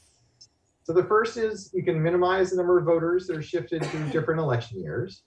So voters whose current district is up to hold an election in 2022, you want to minimize how many of them get moved to 2024, because that delays them getting to vote. They wouldn't get to vote.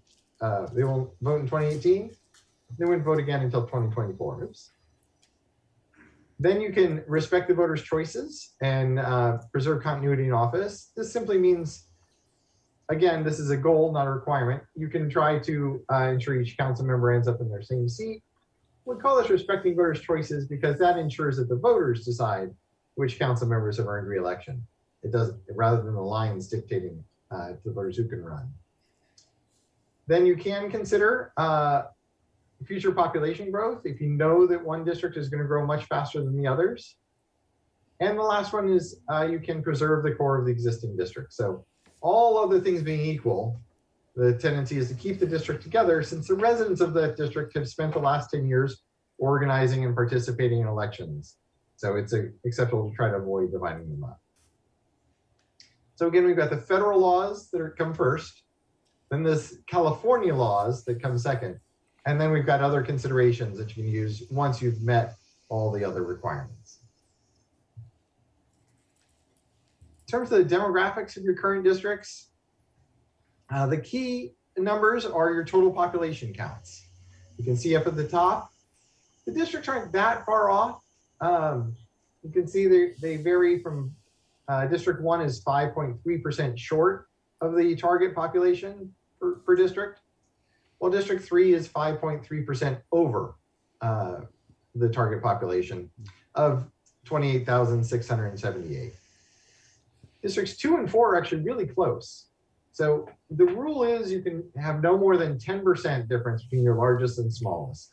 So at 10.62, unfortunately, you're just outside that range and the lines will need to be updated.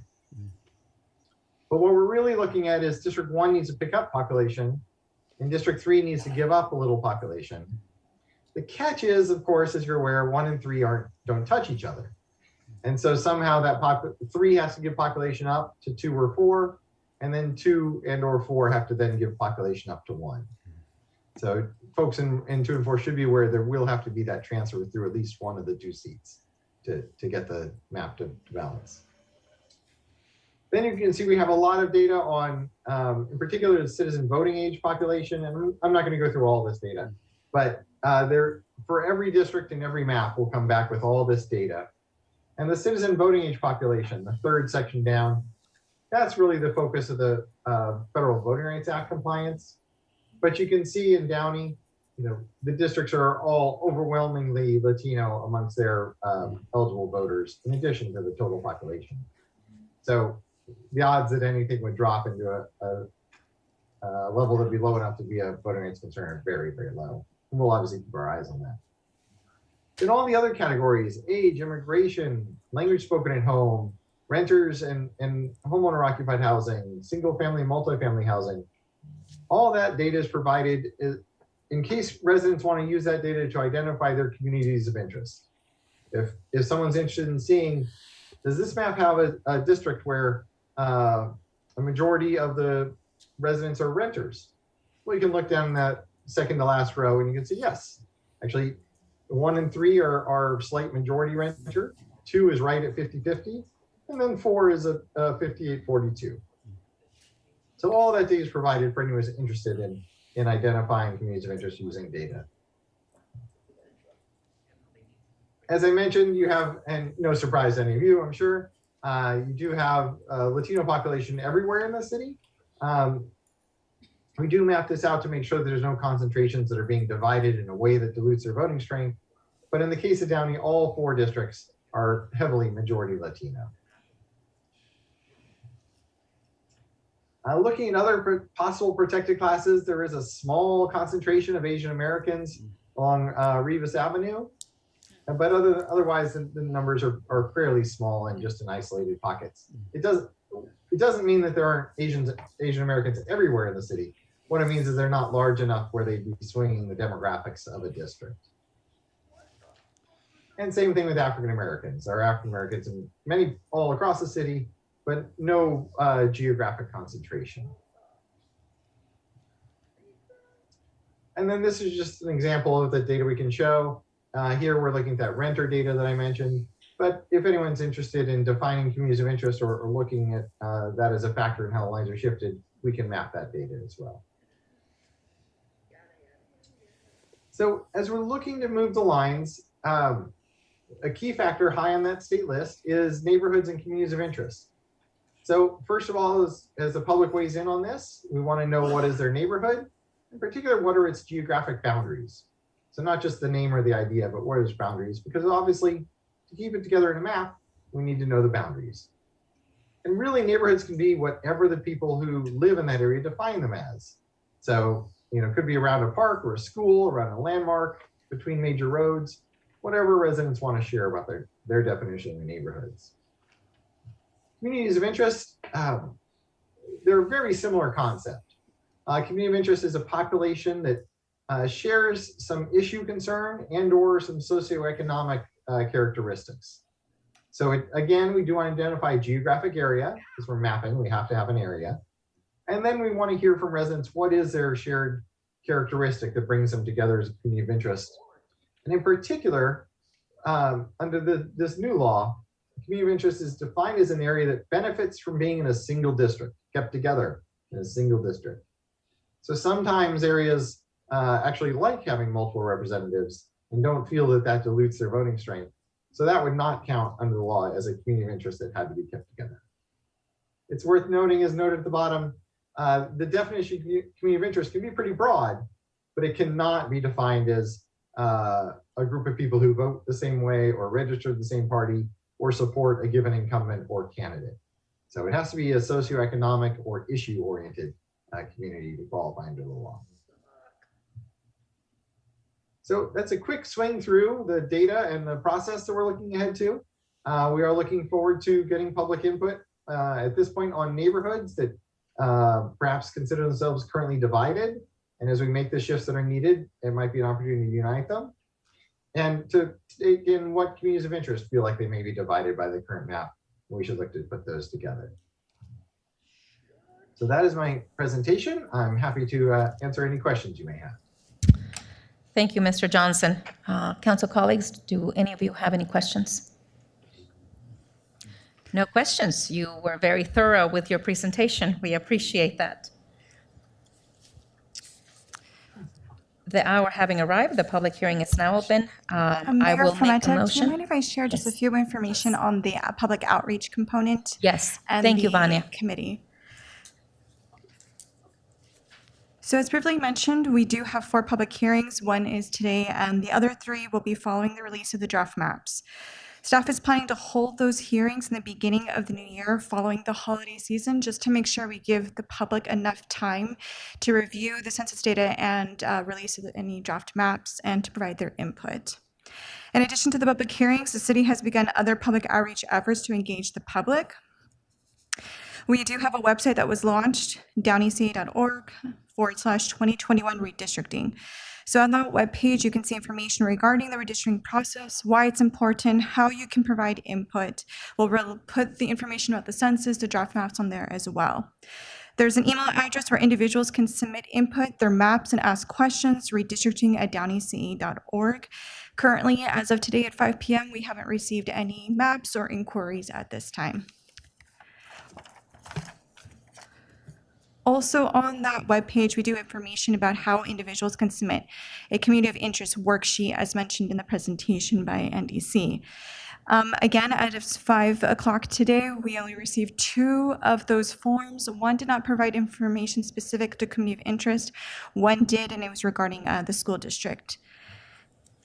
In addition to that, we do have social media. The city began a redistricting campaign to educate the public, both in English and in Spanish. There's a number of FAQs, how they can participate, look out for the new site, how they can provide information about their community of interest and so forth. And once the draft maps are released and census, we'll also put that on there. The social media posts have been shared with Downey Latino, Downey Patriot, and the Downey Unified School District.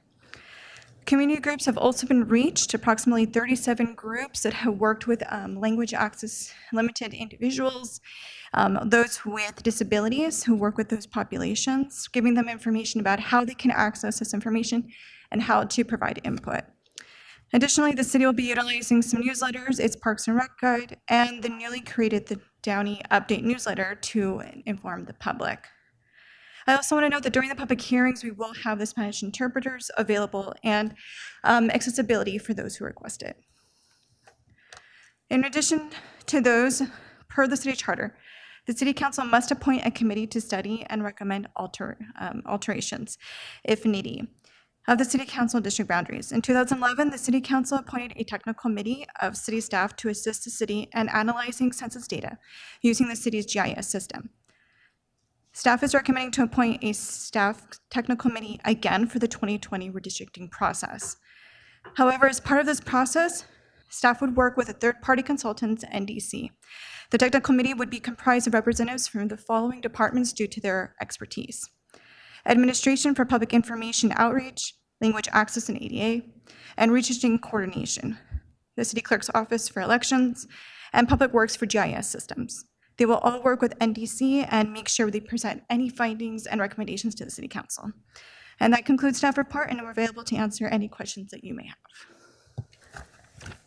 Thank you, Vanya. I think your information is very thorough as well. I know this is included in the report as far as the outreach, the community outreach groups, the city newsletters, and I think this is really important as this gets in motion, especially the additional meetings, and it is really important to have them after the holidays, once the dust has settled from the holiday season, and really continue to get the media campaign through our various social media platforms so that the rest of us can share it through our social media platforms as well. And I think that one of the questions that I'm sure is going to be coming up frequently is for people, I know we're going to be hitting the midterm elections next year, and one of the first questions that is going to be asked is how soon and when will these redistricting lines and boundaries will be redrawn and become effective, and will that impact the midterm elections of 2022? I think that's one of the questions that residents may have.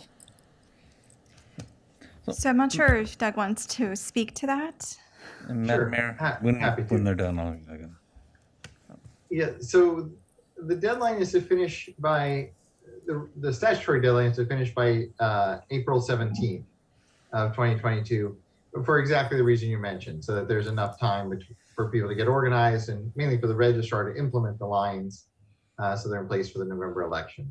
Obviously, if we finish before that, that would give candidates more time to get organized and start getting involved in those campaigns. Okay, thank you, Mr. Johnson. I think Councilmember Ashton, you had a question. Yeah, so going back to the technical committee that you brought up, I don't think we worked with you, Douglas, for the 10 years ago with the other one, with the other redistricting. But for now, does this technical committee sound like does it meet muster? Is there going to be any legal challenges when we do this based off of that recommendation? Because the main thing we want to do is to go through this process, do it fairly, and make sure that there's no legal challenges, so that way we're doing right by the voters. Right. Thank So you, the- Councilmember Ashton. So that is correct. Last time, there was no coordination with a consultant. It was just handled by city staff. So that is a change that we're making this time around, working with NDC that we have here. It is per the city charter, and the city charter only states a committee. There's no other information or requirements of how that is formed or put together. I'm not sure if Doug has any other information, but that is where we stand with that today. The last time we did this in 2011, we did a technical committee of staff, and there was no legal challenges, and that is perfectly legal. Now that we've got this Fair Maps Act, now we want to at least give you the option, if you want to go with the technical committee, you may do so, and we can proceed that way. Or you can consider a commission, a redistricting commission. Either way, it is perfectly legal. Our charter just says committee. No, my concern was more, since we didn't have the consultant the last time, and with the changes in the laws between the last time and now, I just want to make sure that this process, assuming we do go with the technical committee, meets muster, for lack of a better word. So, Doug, if I can get your opinion on that really quick. Douglas, thank you. Yes, it completely meets muster. Yes. Okay. The requirements are that the council hold hearings, and the committee will be working with the committee to come to you and present ideas at the hearings. So they will be sure to meet all those requirements, and ultimately all decisions are the council's. So those are the key requirements. Thank you. Thank you, Mr. Johnson. And Councilmember Ashton, that is a great question. And I think we all stand together making sure that all of this proceeds in the manner that meets all of the legal requirements, and that it's done in a manner that meets all those the process at hand. If I may, Madam? Yes, please. The time that I've been here, I think there's only been one time where we've had to slightly move those borders, and it was just a small amount because the differential, I think you said it was 10%, Doug, and so it was moved just slightly. So when we're talking about moving borders and we're talking about really small movements of lines within the city in order to get the appropriate populations in each district. So, we're not talking really like the wholesale change of lines in the city. So, from that perspective, that's one of the reasons that we've opted for a technical advisory committee in order to get that job done, because we're not really talking about huge changes in our districting. But, to that point, Mr.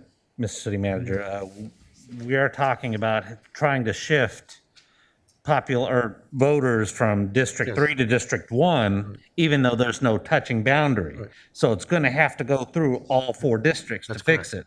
And so this is going to be probably bigger than even though it's going to be small pockets here and there, it's probably going to be the biggest change we've had with our districts probably since they were created back in 1990. So, I just want to make sure that whatever happens, that there's no issue. And no, clearly. Nobody can say, oh, you screwed that. Well, people will say that, but we can, whatever move that we decide to do as, once we ultimately vote on it, that we can justify that move based off of all the criteria that was previously mentioned. And I just don't want for lack of a better, I don't want a stupid, loophole to get us caught in something that shouldn't have happened. Right. I didn't mean to sound cavalier about what we were doing. That's not. And I know Yeah, that. that's not at all. And it's the reason that we've hired a consultant in this particular process to make sure that we're dotting the i's and crossing the t's and making sure that we do everything that we need to do by the letter of the law to make sure that all of this stands up and holds up. So again, I didn't mean to be cavalier about any of this process at all. All I was referring to is that we're not looking like huge wholesale changes where you're gerrymandering the whole city apart. So, And that wasn't my intention to make it seem like that. That's just, that's where my focus is at, and I just want to make sure we're doing it the right way. Sure, no problem. Thank you. Thank you both. Any other comments or questions? If not, I will now open this. Thank you, Vania, and thank you, Mr. Johnson. I will now open this item for public comment. City Clerk Duarte, did we receive any written correspondence regarding this item? We did not, Mayor. Okay, members of the public wishing to address the council regarding this particular public hearing may now come forward and form a line, and please provide your name for the record. Thank you. Mike Greenspan, and in the words of Pauly Shore, I'm back. Now, I know I looked at that map, and I must have missed something. I saw District 1, I saw District 2, I saw District 3, I saw District 4. Where is District 5? Now, I've been told that District 5 is a de facto at-large district. Well, why don't we just take the sign down and say Council Member at Large Mario Trujillo? Because then you don't need to really do much with the map. Maybe tweak it a tiny bit, and everybody, the people in District 1, vote for whoever, District 2, District 3, District 4, and then they get a second vote. The at-large district, which Mr. Trujillo currently sits. And, the city of Downey to him is one big monopoly board. Every time you get an economic issue with land use, he's got to walk out of the room. He owns something all over the place, so it'll be very convenient for him to put his political signs all over the place too. If not him, his buddies. So, why, as I say, there's very little tweaking if we do it that way and just be honest and have an at-large district. I grew up in a town, and when they consolidated the city, they had 14 council districts and 5 at-larges for 19 members on the council. So I got to vote in my District 4, and then I got to vote for 5 council members at large. You get a lot more power when you have more votes. There's nothing wrong with that. Now, it looked like a nice theory about you can't jump over one area to get a group of people in a further area. Well, one of our cities in the Association of Independent Cities, the city of Los Angeles, what has it got? Oh, District 5, Fat Pig Paul Koretz. Before him, it was Jack Weiss, and before him, it was Zev Yaroslavsky, just so you know who it is. It starts in the Fairfax, a Jewish neighborhood. Somehow, it jumps over from the basin into the valley to Can you grab please the stay on Jewish topic, population Mr. in Encino, a clear violation. So you can tell me all this shit about it can't do it, but I'm giving you an example that it gets done that way. It's called gerrymandering. And yes, it happens all the time. I mean, I live in an area in LA, and I've been in 3 different council districts without moving because that's how come they've changed. One time, 2 big developments were at the northern end of the district, and I was at the tail end of the district. Well, I was out of District 7, which was Alex Padilla's district. And then I got put in another district. And then came the next census. I got put in another district. And who knows where I'm going to be next time. Thank you. you.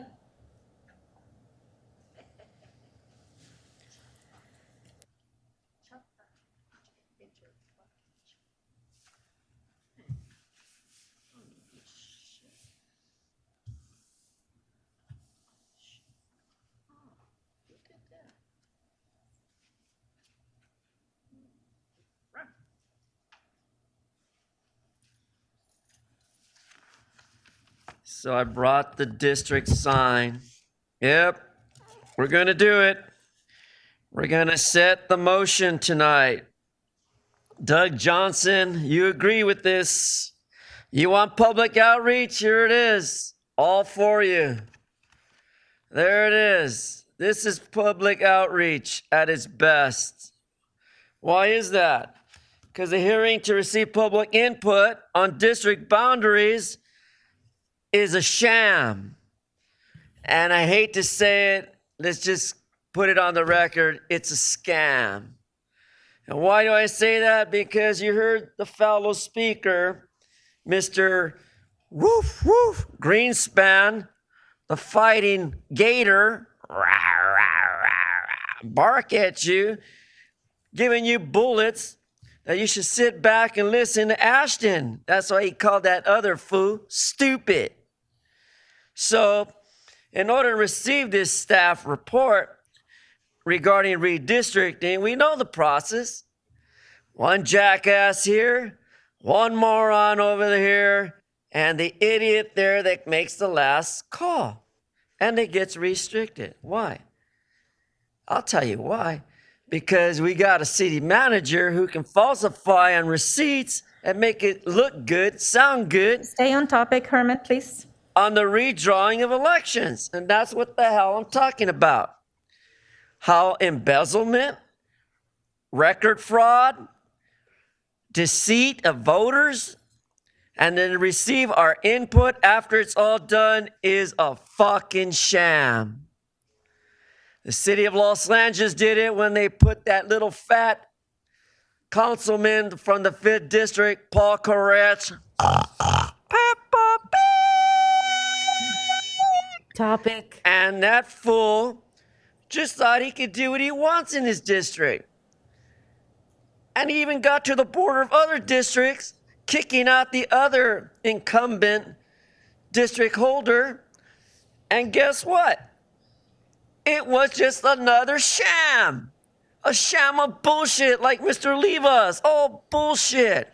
That's why I want Mr. Levis to put this in the Downey Patriot that this reckless Doug Johnson in his report for public outreach forgot to mention this. This is the public outreach we're looking for. Right here, everybody. Right here. So that we can solve the problems, we can redistrict and put the Jews over here, the Latinos over there, the Asians over there, and the rest of us black people like me get up here and speak your fucking mind out. Legally not allowed to do that, so thank you. Everyone's getting comfortable talking back to them.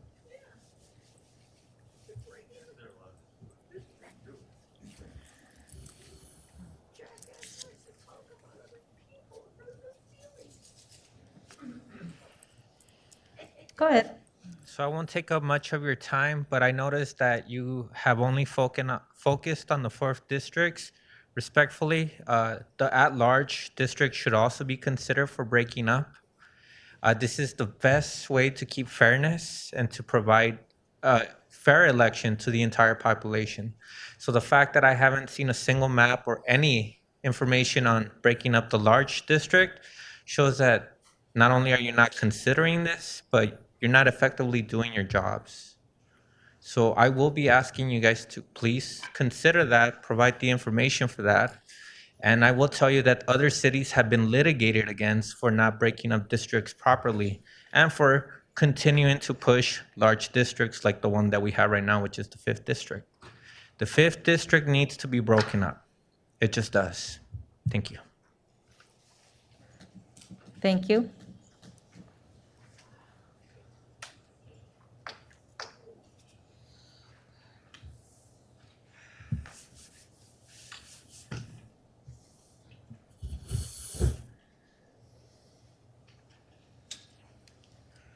Okay, just a couple of points on this.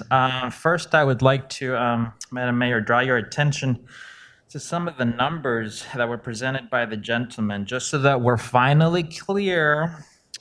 It used to be the case that not you, Madam Mayor, but your city manager used to claim that Downey was only 40% renters, tenants.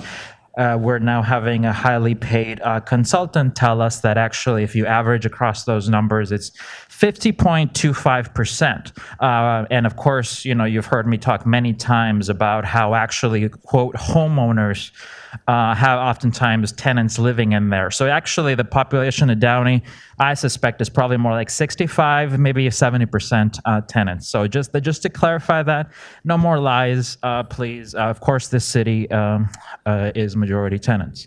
So thank you for all this demographic breakdown, Mr. Consultant.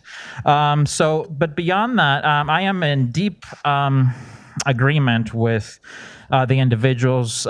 So we just had, an argument for the quote breaking up the 5th district. So I think that's one way to think about it. But I actually would invite the council to actually just create more districts. Yes, there should probably not be an at-large district, but you just need more districts. So you can look at some numbers of certain communities which were actually, the city government has been judged to be essentially a more high functioning. I'm not calling you guys, not well functioning, but there's some cities. I'll give you an example. A tiny city of Duarte, not very far from here, population 21,600. Guess how many council members they have? They have 7 council members. They have 7 districts. So that gives people in the city of Duarte a representation of one person, one of you, for every 3,070 people. Obviously, that's pretty good. Here in the city of Downey, as we just saw, we have one of you people for 30,000 or 29,000 people, in the case of the districts. So that's not a good ratio for democracy, as you, I'm sure, know. So why don't I get? Yeah. Okay, so it's really just not a good ratio. We want a better ratio for democracy. So the way you do that is you build Mr. more Greenspan? districts.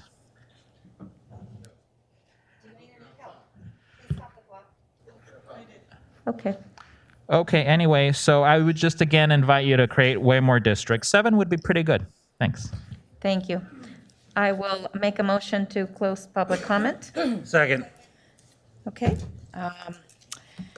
Unless there are any additional comments from my council colleagues regarding this item, I think we discussed the importance of appointing a technical committee to recommend to us alterations to the city council district boundaries. Councilmember Ashton, you So I'll had just make questions? a motion to approve the staff recommendation for this item. Thank you. I will second that. We will be making 2 motions. One to receive a report from staff on the redistricting process and permissible criteria to be considered to redraw the district boundaries and receive a report on the city's redistricting public outreach program. I will make a motion for that. And Councilmember Ashton has second. And then for number 2, Councilmember Ashton made the motion. I second. Let's take them one Oh, at a time. one at a time. I think you got your voting Okay. screen perfect. up there. So let's go ahead and one motion at a time.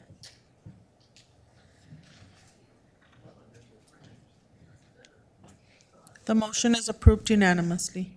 And for number 2, Councilmember Ashton made a motion to appoint the technical committee to study and recommend alterations to the city council regarding district boundaries. But could we be clear about who is on the technical committee?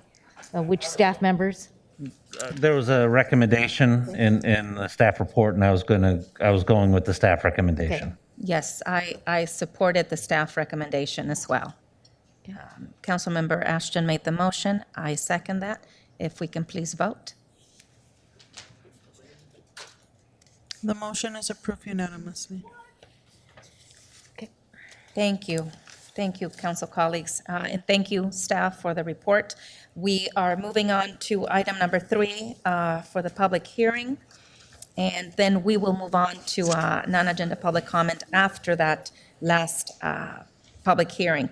This is to introduce an ordinance adopting a specific plan amendment revising development standards related to freestanding signs and incorporating new standards for electronic freeway signs in the specific plan 90-1. Again, introduce an ordinance of the City Council of the City of Downey adopting a specific plan amendment, Plan 21-00032, thereby revising Section 3A G, Development Standard Signs, related to freestanding signs and incorporating new sign standards for electronic message signs in the specific plan 90-1. The hour having arrived, the public hearing is now open. City Clerk Duarte, do you have proof of publication? Yes, Mayor. Can I have a motion and a second to receive and file? So moved. Second. Let's vote.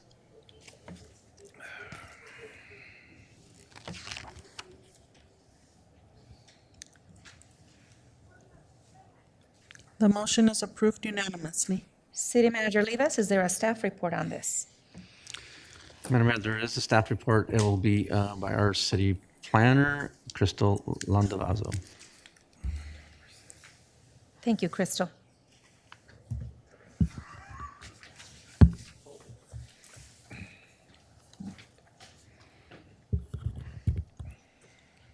Good evening, Mayor and members of the City Council. Tonight for your consideration is an amendment to update sign regulations within the SP 90-1 specific plan, which was adopted in 1991. You'll see a map of the specific plan area, which encompasses the area east of the I-605 and south of the I-5 freeways. The most recognizable occupants in the specific plan area are Giant RV and Honda World. The proposed amendment will update the sign regulations to allow for 2 freeway-oriented signs, one adjacent to each freeway, the I-605 and the I-5. Additionally, the amendment will update the sign regulations to reflect new technology that was not available at the time that the specific plan was adopted. The update will allow for electronic message boards to be used and establishes operating standards for those electronic message boards. The operating standards are in place to mitigate any glare that may result or prevent any brightness or flashing from these signs themselves. If the specific plan is approved tonight, a new freeway-oriented sign has been proposed adjacent to the 5 freeway on the Giant RV property located on the north side of Florence Avenue. The map up on the slide shows you that the sign is proposed to be located adjacent to the I-5 freeway, furthest away from the Florence Avenue Street frontage. And this here is a depiction of the proposed sign. It will have pride of place permanently displaying the City of Downey name and logo. The name of the business Giant RV will be placed along the top of the sign, and an electronic message board will be the primary face of the sign. This concludes staff's report, and I'm available for any questions. Thank you. Questions? So will we be able to use that sign as well for like, to advertise city events and the such? I know you've been trying to reach to me, although with the answer to that question, I apologize for my business at work, but, are we gonna answer, or are we gonna be able to, advertise on that for like city events and such? Yes, not a problem, Councilmember Ashton. Yes, we are going to be able to advertise on it. We were able to negotiate 12% of ad space 7 days a week between 5 a.m. to 10 p.m., which is awful generous of the property owner. And that's any community event that's occurring in our city, and even hiring activities that the police department does. Thank you. Thank you. If you recall, this was brought before us many, many months ago, and this is something that Giant RV has been desiring. And again, the fact that we are able to have cities announcements and city events, as well as our police department, is a good thing. Any other comments regarding this before I open it up to a public comment? Madam Mayor, one other Yes. question that I'm thinking of it. So now that we're doing this with Giant RV, does Honda have any plans to do something similar?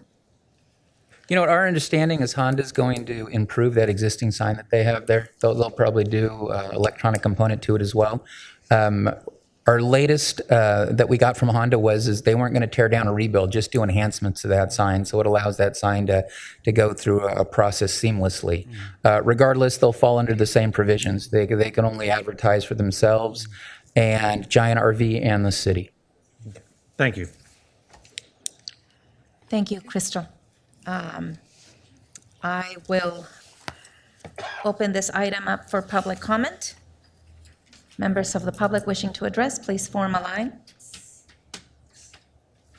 City Clerk Duarte, did we receive any written correspondence regarding this public hearing? We did not, Mayor. Thank you. You may proceed, Mr. Herman.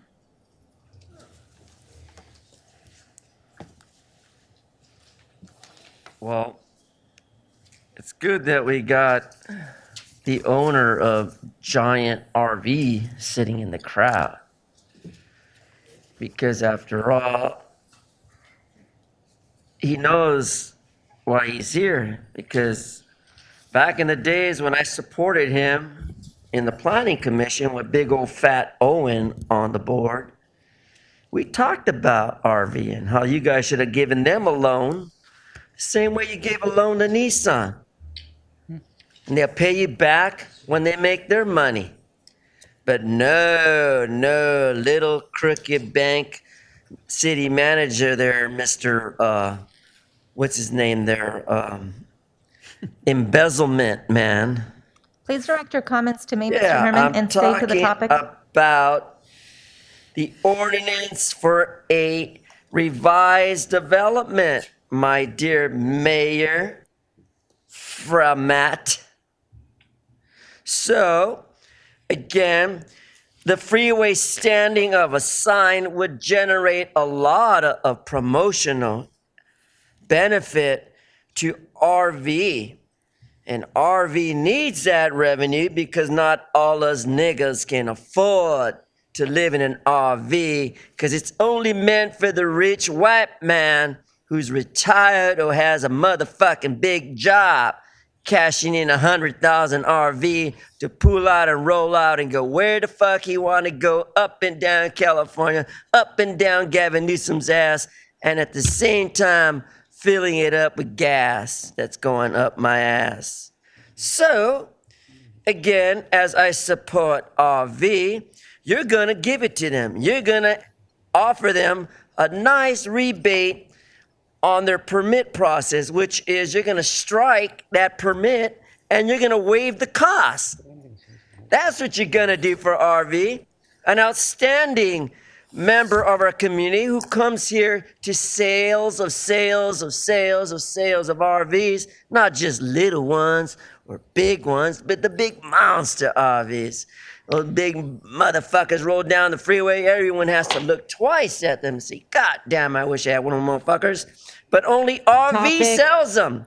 So, again, right there off the 5, before I go to the Santa Fe Spring, swap meet, I always wave bye to the owner because I hope he fucking gets his fees waived and those permits waived. And again, Topic. it's a win-win situation for the freestanding signs because you get free advertising and he has to pay for all the maintenance costs. Thank you, bitches. Thank you, you're very kind.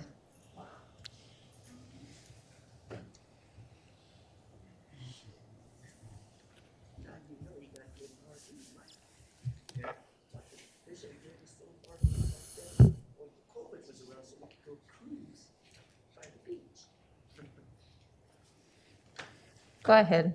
Mike Greenspan, in the words of Pauly Shore, I'm back. Well, here we go again. Electronic billboards. They're really a pain in the ass. Just ask any of the neighbors that live nearby. It disturbs their quiet enjoyment of their residence. Those lights going on all night, shining up into their place. In fact, I just spoke about this over in another city where they're doing not for an RV place, but just big electronic billboards over there in El Monte. And they say, oh, well, it's at the freeway. Well, that light emanates everywhere. In fact, I am mentioning this for the record because in LA, there's some of those electronic billboards that have gone dark. Why? Because residents have taken it to court and they have won. And I hope the residents take it to court here and win here, and the thing will be like the black of this podium at night. After all, don't you have all your Zoom and your emails and this and that? Why don't you do your advertising over that? That won't disturb the neighbors' quiet enjoyment of their property. They'll be able to sleep and not worry about flashing lights. Now, you can sit here and tell fucking lies and say, oh, no, it won't disturb the neighborhood, but I'm not going to believe you. To me, that'd be like listening to Reverend Jimmy Swaggart preach against prostitution. You want to believe it, but you just can't. Or kind of the way a neighbor of mine worked with the Yahtzee Union, and they moved from Panorama City to Burbank, and they said, your dues won't go up. And guess what? They went up. So now I'm sure that Giant RV probably contributes to all your campaigns, and they bring out workers and everything else. So now they're coming in and calling the chip in. That's what happens when you back the right horse. You go to the window and collect your winnings. And so now Giant RV's collecting their winnings. And so what? Fuck it if the neighbors can't sleep. That's their problem. You can just say they have insomnia or something. No, it's this big giant light.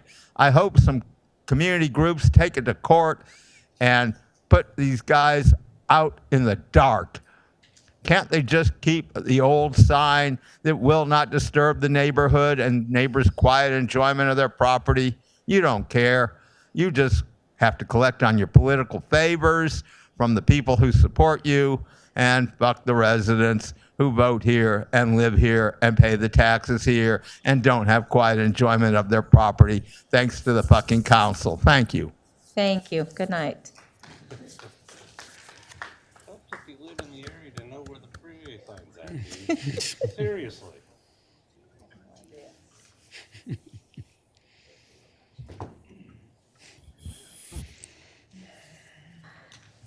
Good evening. Good evening. My name is Jiang Li, and regarding the electronic freeway, the standing, when it concerns when the city of Downey gives a permit, the safety of the drivers.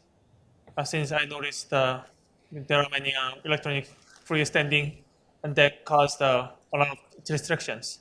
And I don't know what's the cause of what's the result of that standing, and the problem with the drivers. So for the city of Downey, I just want to bring up the safety issues. Thank you. Thank you, Mr. Lee. And just to answer your concerns, the display messaging, there are standards and limitations to this.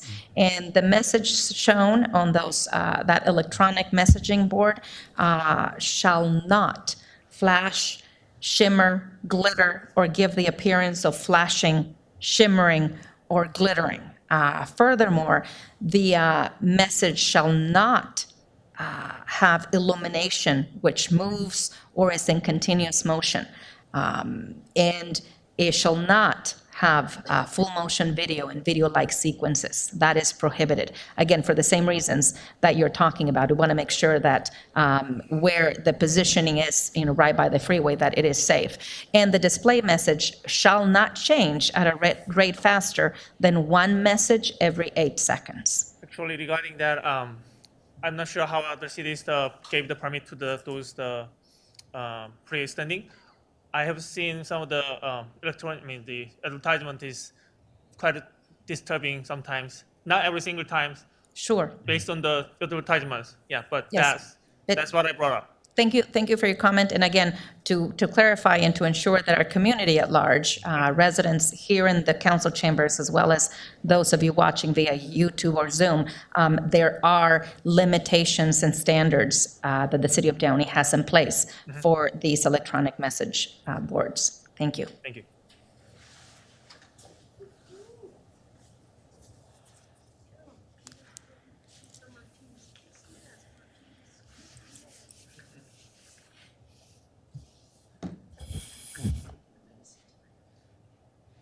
You may proceed. So I'm not going to take too much of your time. I just want to help all of you out up there. I'm going to do a records request for all your donations. And right now is the time. If you have received any donations, You need to stay to the topic. if you have received any donations from these corporations who are about to benefit from these signs, right now is the time to recuse yourself. Because if you are in a conflict of interest, we will pursue this. No. It's Wrong. just a general statement so that you guys are aware. Thank you. Thank you. Just to clarify, I have not received any campaign donations from any of And- the corporations. Just to clarify, I have not either. I haven't either. And neither have I. So I think that makes it fully public. Yes, Mr. Barragan, proceed. I just want to make a quick comment because I know that this has come up before, this topic, this electronic lighting situations, and so I feel like just as you were saying, Madam Mayor, about how it's really important to talk about say the truckers or drivers, we don't want them to be distracted and all of that. So I totally agree with you. I just think that additionally, it would be great to consider the overall impact of having more light on the road. I know I've discussed this with you before. There is such a thing I would encourage you all to think about as you keep putting these things up. It's called light pollution. I've mentioned it before. Light pollution is a very big problem for human health as well as the environment. It's kind of course, invisible, but it's actually one of the hidden factors. That's one of the reasons why we have such high cancer rates and other issues here in the Southeast. It's because of the light pollution that disrupts melatonin production. So even though, great, maybe the city will get some revenue from this. Okay, great, more revenue. But actually, you're just continuing to harm the environment and harm human health in the city. So it's time to put a stop to it. You're probably not going to put a stop to it tonight, but FYI, you're harming human and animal environmental health whenever you put up more lights, especially of these types. You need lights that grow down, that have a downward tilt, so they don't go further than they're truly intended to, especially into the atmosphere where they diffract and cause the negative health repercussions. So thanks. Thank you, Mr. Barragan. Thank you for mentioning that. I think that is also a consideration, and that is included in the staff report, page 41, regarding the brightness. The following brightness standards and limitations will apply. The display surface shall not produce luminance in excess of 0.3 foot candles above ambient light conditions, or the level that is recommended by the Illuminating Engineering Society of North America. So having said that, our staff is proactive, Mr. Barragan.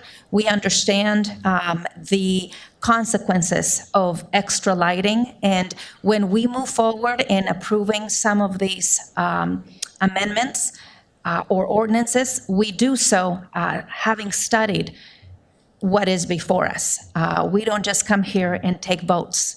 We make sure that we understand the reports that are before us. The same way we took time, as I've mentioned at the beginning of our meeting, when we discuss about reducing our carbon footprint, it is important for us to do our part. The same way, earlier this spring with our local legislators, I participated in the unveiling of the first hydrogen pilot home that will be done here in the city of Downey by Southern California Gas. That event was unveiled early this spring. And again, the city of Downey continues to be forward-thinking in reducing carbon footprint and making sure that any amendments or any changes we make are in accordance to standards. So thank you. I will go ahead and make a motion to close this public hearing. So ordered by the mayor. Let's vote, please. Madam Mayor, do we need to vote on the Oh, yes, closing of this? I was Is that going what we're to doing? vote Just the- to close the public hearing. Do we need to do that? It can be ordered by you, No, Mayor. we can. Well, Then so I'll make the ordered by the motion to mayor. approve this item. I will second. We will Motion to make a motion to introduce introduce an the ordinance of the City Council of the City of Downey adopting a specific plan amendment, Plan 21-00032, thereby revising Section 3A, G, Development Standards, signs related to freestanding signs and incorporating new sign standards for electronic message signs in specific Plan 90-1. Mr. Ashton had made the motion. Madam Mayor Pro Tem second. Let's vote.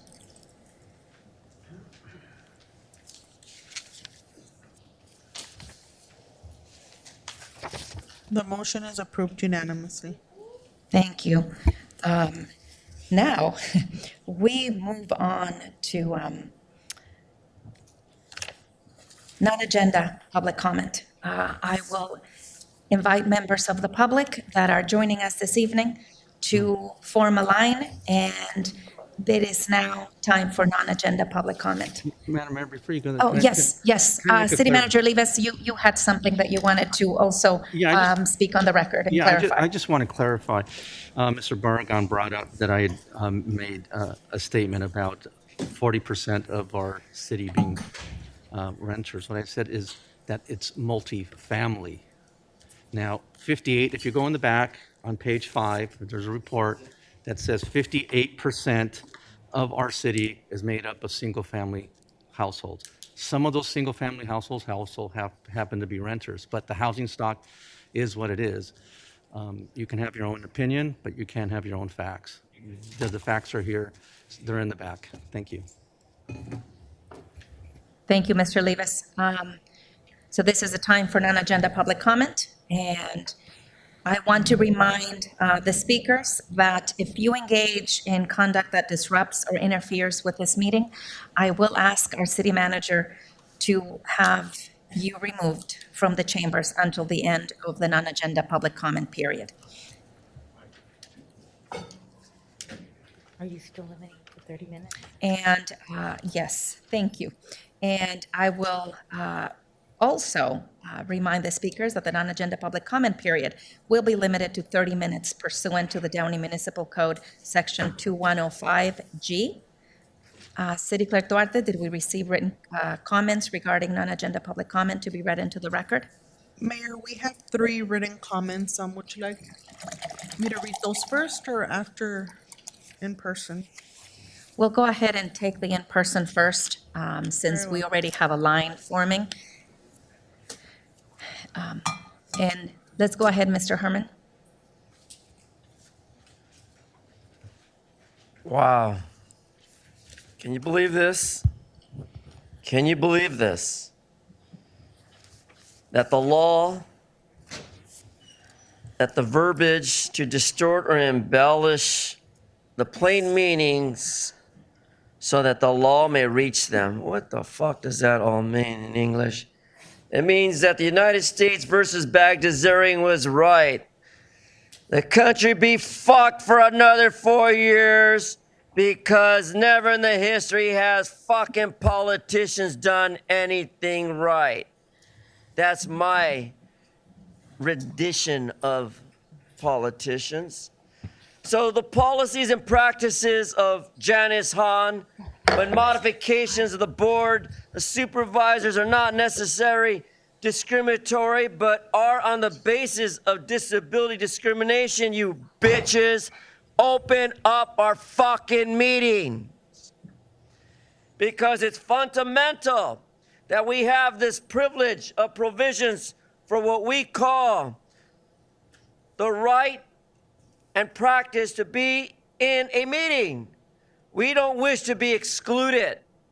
We are qualified based on an individual disability, not on the whole basis of fuck you, Han.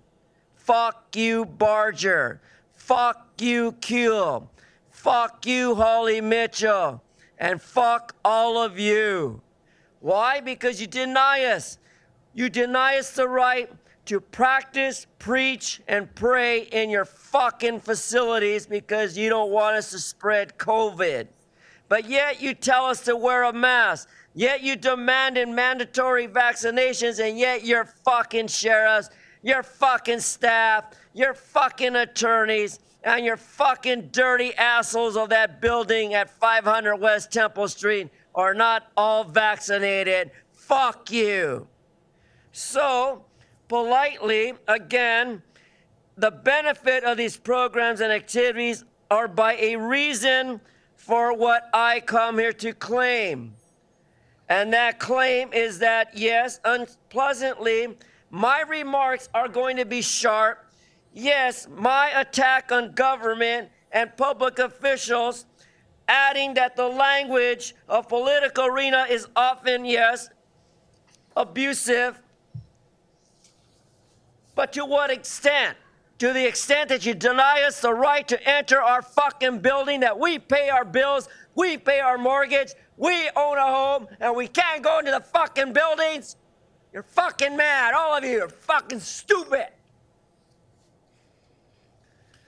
So thank you for listening, Mommy Blanca Pacheco. Thank you, Mr. Herman.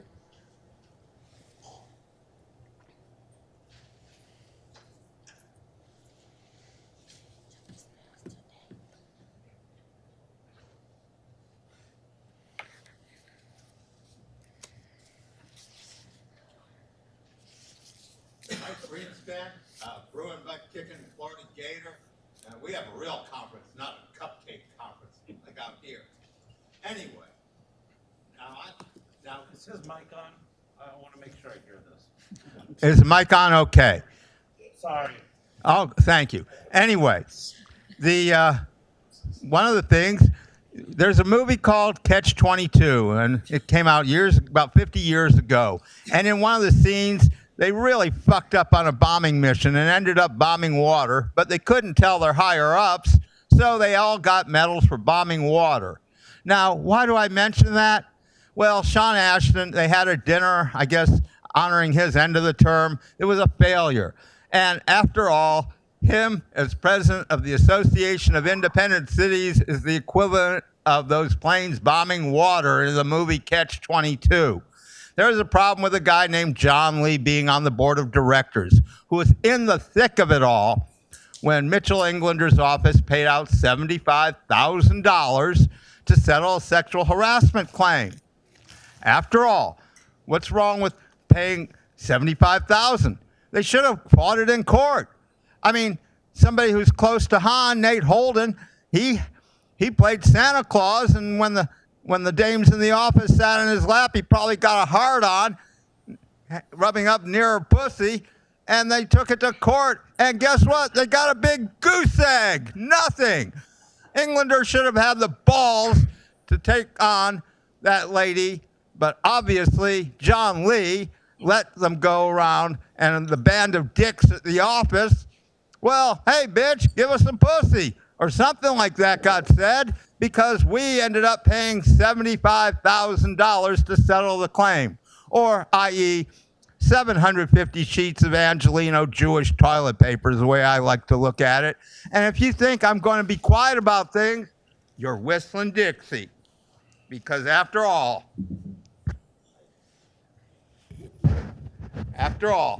I'm proud to wear this flag and to let you guys know what I think of your dog and pony show. Hopefully, we can finally get John Lee off the board of directors, but I have no confidence in the Association of Independent Cities. All they do is put on conferences, which basically is mainly male, and the guys are jerking their dicks talking about sexual harassment. And one of the directors, John Lee, has an equity in it. He let it happen. He looked the other way. Yes, that gal sure put out all right. She put out for her lawyer's boyfriend. But we put out $75,000 to settle the thing. Oh, and ethics. Yeah, Mitch Englander used to be on the thing. Where's he? Oh, he's in prison now. Thank you. Thank you.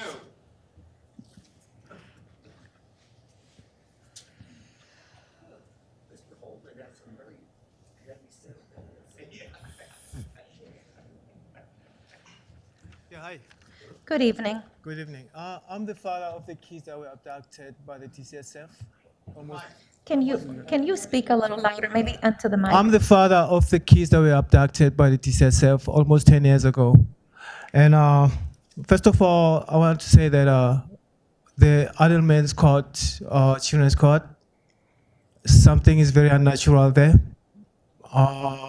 People that are responsible to investigate,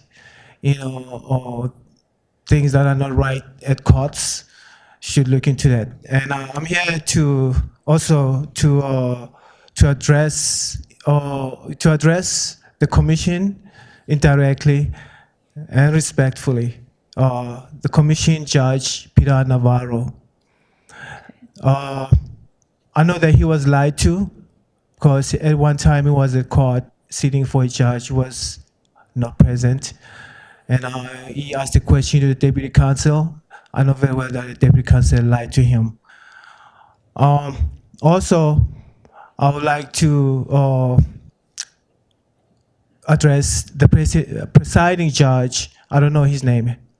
And I would suggest that perhaps they should have, for community action's sake, they should have a meeting with the community, people like me, and explain themselves exactly what's their goal, what do they want to achieve, so we can get to, the solutions, stuff like that, And also, I know very well that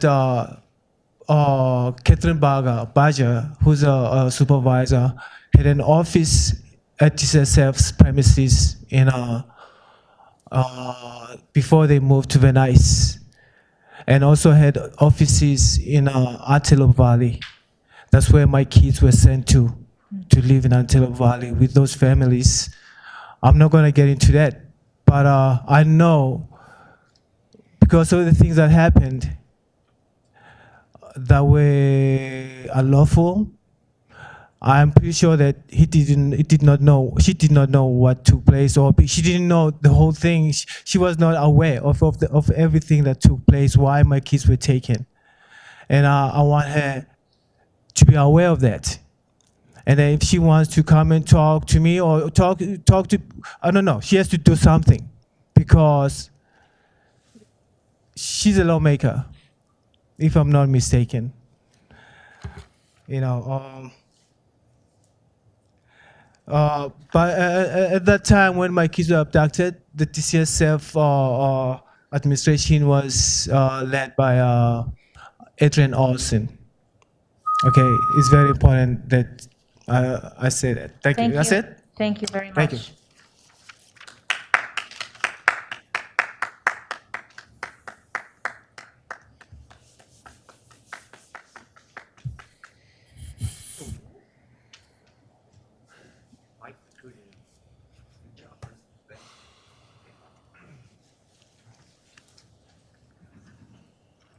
Good evening, Lee.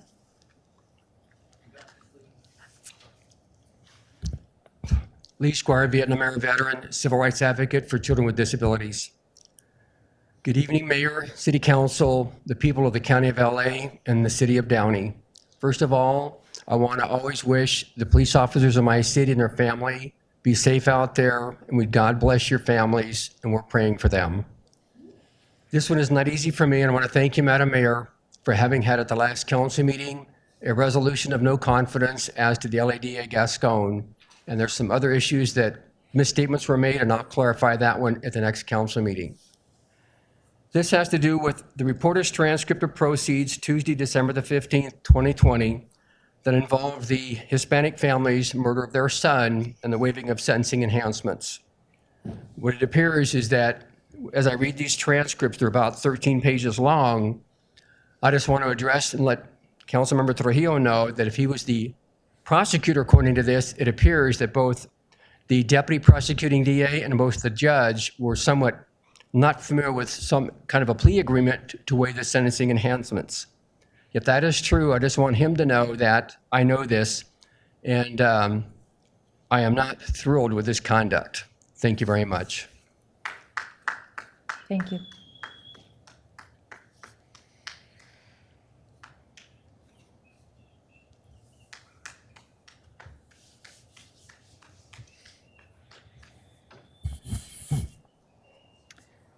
Good evening. Good evening. I would like to encourage, Madam Mayor, that the city discontinue funding in any way, shape, or form any of the parties that go on for groups of people, whether it be Havana Nights, Dia de los Muertos, or however you pronounce that. Any LGBT, any Black Lives Matter, any women's groups, that there should not be any funding whatsoever, that we should not be participating in such things. If these groups want to do these activities, they can do it privately. They can open up their private wallets and they can pay for it themselves. And we don't need to be bringing in Janice Hahn from outside our city to come bring the county in here to perform duties or activities at Furman Park for activities that the clear-minded Americans and clear-minded citizens of Downey realize are not moral, are not engaging any good activity for our cities and our kids. They can do these things on their own. Okay, we don't need to have any encouragement or any other of grooming activities that go on to encourage kids to come to these things and to sit down at tables and to be encouraged to be tolerant and acceptance of such behaviors that which we need to kind of test where these values come from. What source are these values coming from? So let's cut out any of activity because they're divisive, they're mean, they're hateful, they hate our American flag, they hate our system, they hate every bit of it. But we need to become united and we need to start standing together and do what is best for American values and the city of Downey. Okay, that's what we need to do first of all.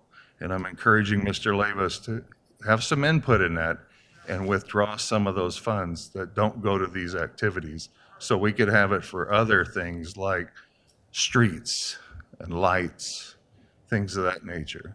And also we need to start removing some of these restrictions, get rid of the masks, get rid of the mandates against our businesses, open up our businesses.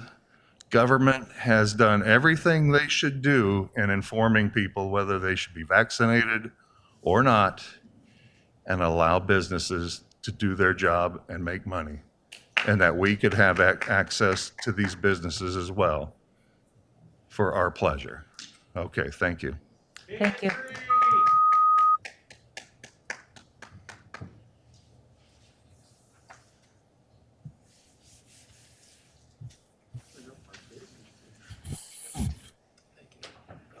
Good evening, Mr. Lacy. Nice to see you. Madam Mayor, members of the City Council, Mr. Levis, and staff, good evening. First of all, the important thing, the Dodgers are leading 5-2 in the bottom of the eighth. Ooh, that's good. 7-2. That's good. That's good information, John. Thank you. Thank you for the update. Madam Mayor, when I speak before you, I like to be very accurate, and if I mistake something and I'm aware of it, I like to come back and address that issue. That's what I'm doing now. Approximately a month ago, I talked about Senate Bill 10 that was approved and put into effect by the governor. At that time, I indicated that the Assemblywoman, Cristina Garcia, voted to support Senate Bill number 10. That information I got from reading a newspaper publication. That was incorrect, and I apologize. Since then, I got some information from the Assemblywoman's office that indicated that she abstained from Senate Bill number 10. So I correct the record, and this ends my comments. Thank you, Mr. Lacy.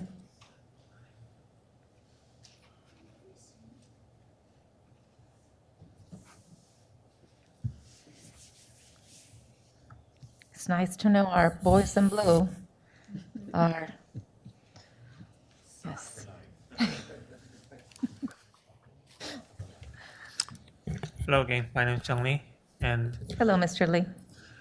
as I've been brought concerns of vaccines previously, you need to think of why even two countries now, Sweden and Denmark, ordered imitation of COVID vaccines for young people, especially under age 30s.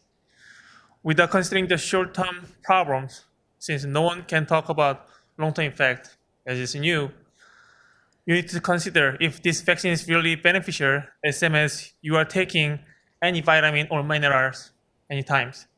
Secondly, City Council member Catherine Alvarez mentions about her record. One thing I would say that it's not the matter of my political view, but it's the matter of who my representative is. I'm sorry, but I have to say that so many politicians misuse the word Trumpism as a typical way of getting people's mind away not to see what is right. We the people are not dumb by being pulled by because of these misusing words. Even last year, the election has not-so problems that you cannot hide as being caught by CCTV with lying. In connection of the issue, have you heard of that same teachers? Some teachers put BLM flags or LGBTQ pride flags on their classrooms. We're teaching about our nation, America fathers are racist. There are parents uproar, so some governments bodies begin to put orders not to place those flags in classrooms, even firing them. I hope that this may not happen in Downey City School District, but Downey City hung a rainbow flag in proclaiming LGBTQ pride, though the rainbow is the God's promise in His grace. Downey City should reconsider what has been done with the hanging rainbow flag as God's promise. Thank you. Thank you, Mr. Lee. I also want to remind members of the public and our residents that this city and this city council is a completely separate entity from our Downey Unified School District. As we saw earlier today, our superintendent and several of our school board members were here. They hold their separate school board meetings at their school board offices off of Brookshire, just down the street. So we just want to make clear we're two separate entities. Thank you. Good evening. Good evening, Honorable Mayor and City Council. My name is Lourdes Cotaya. It's interesting how the First Amendment has been mentioned this evening. This past Thursday, the 7th, I was standing on the sidewalk by the park instruction as the rooftop Havana Nights event took place. I was standing in front of the Recall Catherine Alvarez table, as other ladies were standing behind the table as well, when Mr. Mario Trujillo approached the table wanting to take pictures of the names and signatures basically of those who had signed the petition. In a very aggressive manner, by the way. One of the ladies actually grabbed the document from him and he proceeded on to try to take pictures of the top of that one page. He then walked away in a very agitated manner. I really thought Mr. Trujillo was better than that. I want to be clear. I am a hell of a powerful woman. And Mr. Trujillo does not intimidate me with his totalitarian rackets. Actually, I find them quite worthless. 2 suggestions for Mr. Trujillo. 1, if he can't handle challenges, then leave the position. Let somebody else handle challenges. 2, perhaps he should take into consideration some anger management therapy. I will now turn around, go back to my seat, and if he would like to scream at me as he did the gentleman last meeting, that's fine with me. But I will return and answer him if that's the case. Thank you. Thank you.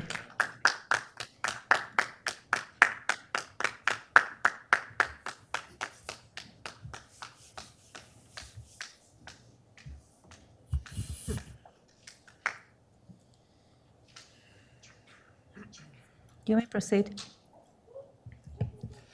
I first off want to address that Catherine Alvarez. It pains me to see you work with a sexual predator like Cristina Garcia, a sexual predator who is being litigated for assaulting former staff members that she has worked with. This is the same Cristina Garcia who wrote AB 1195, which was a bill that put private water companies or purveyors on the Central Basin Board. So now private companies have 3 seats and we're losing 1 elected member that represents a large population of Los Angeles. That's hundreds of thousands of people. Cristina Garcia also wrote SB 625, which was a bill made to make sure that the Central Basin was dissolved. That means that everyone here who lives in Downey would have lost a representative and their voting rights. That's your civil rights and your voice that you would have lost had this bill passed. I also want to keep mentioning every single meeting that John Askew still works here and still receives a stipend despite being a person who is not only on video instigating an assault against his former colleague at the Central Basin, but now he is in another video where he's calling the children of Downey fat. He still has a job here. Finally, I want to address what Frometa is doing to me. Frometa has a police officer attend the clergy council. I did a records request where she's saying that where she is defaming me and using police resources to discriminate, intimidate me, and prevent me from attending the clergy council meeting. The U.S. has a history of using police to keep brown and black people from participating in their government. This is well documented, and it has been fought against in the highest courts of our land. So what you're doing is not only illegal, it's abusive, and you're targeting me. Participating in First Amendment protests, which is protected by our Constitution, is not a reason for her to weaponize and use the police as her personal security guard. Notice that when other council members have been protested or attacked, according to her, by her own definition, they don't get a private police officer escorting them everywhere. They don't have each commission here out of the 30 or 40 that we have don't have their own police. Only the ones that she attends.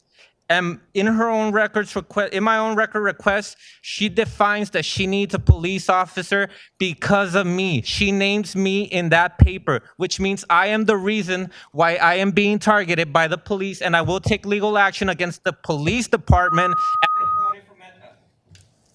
Your time is done. Thank you.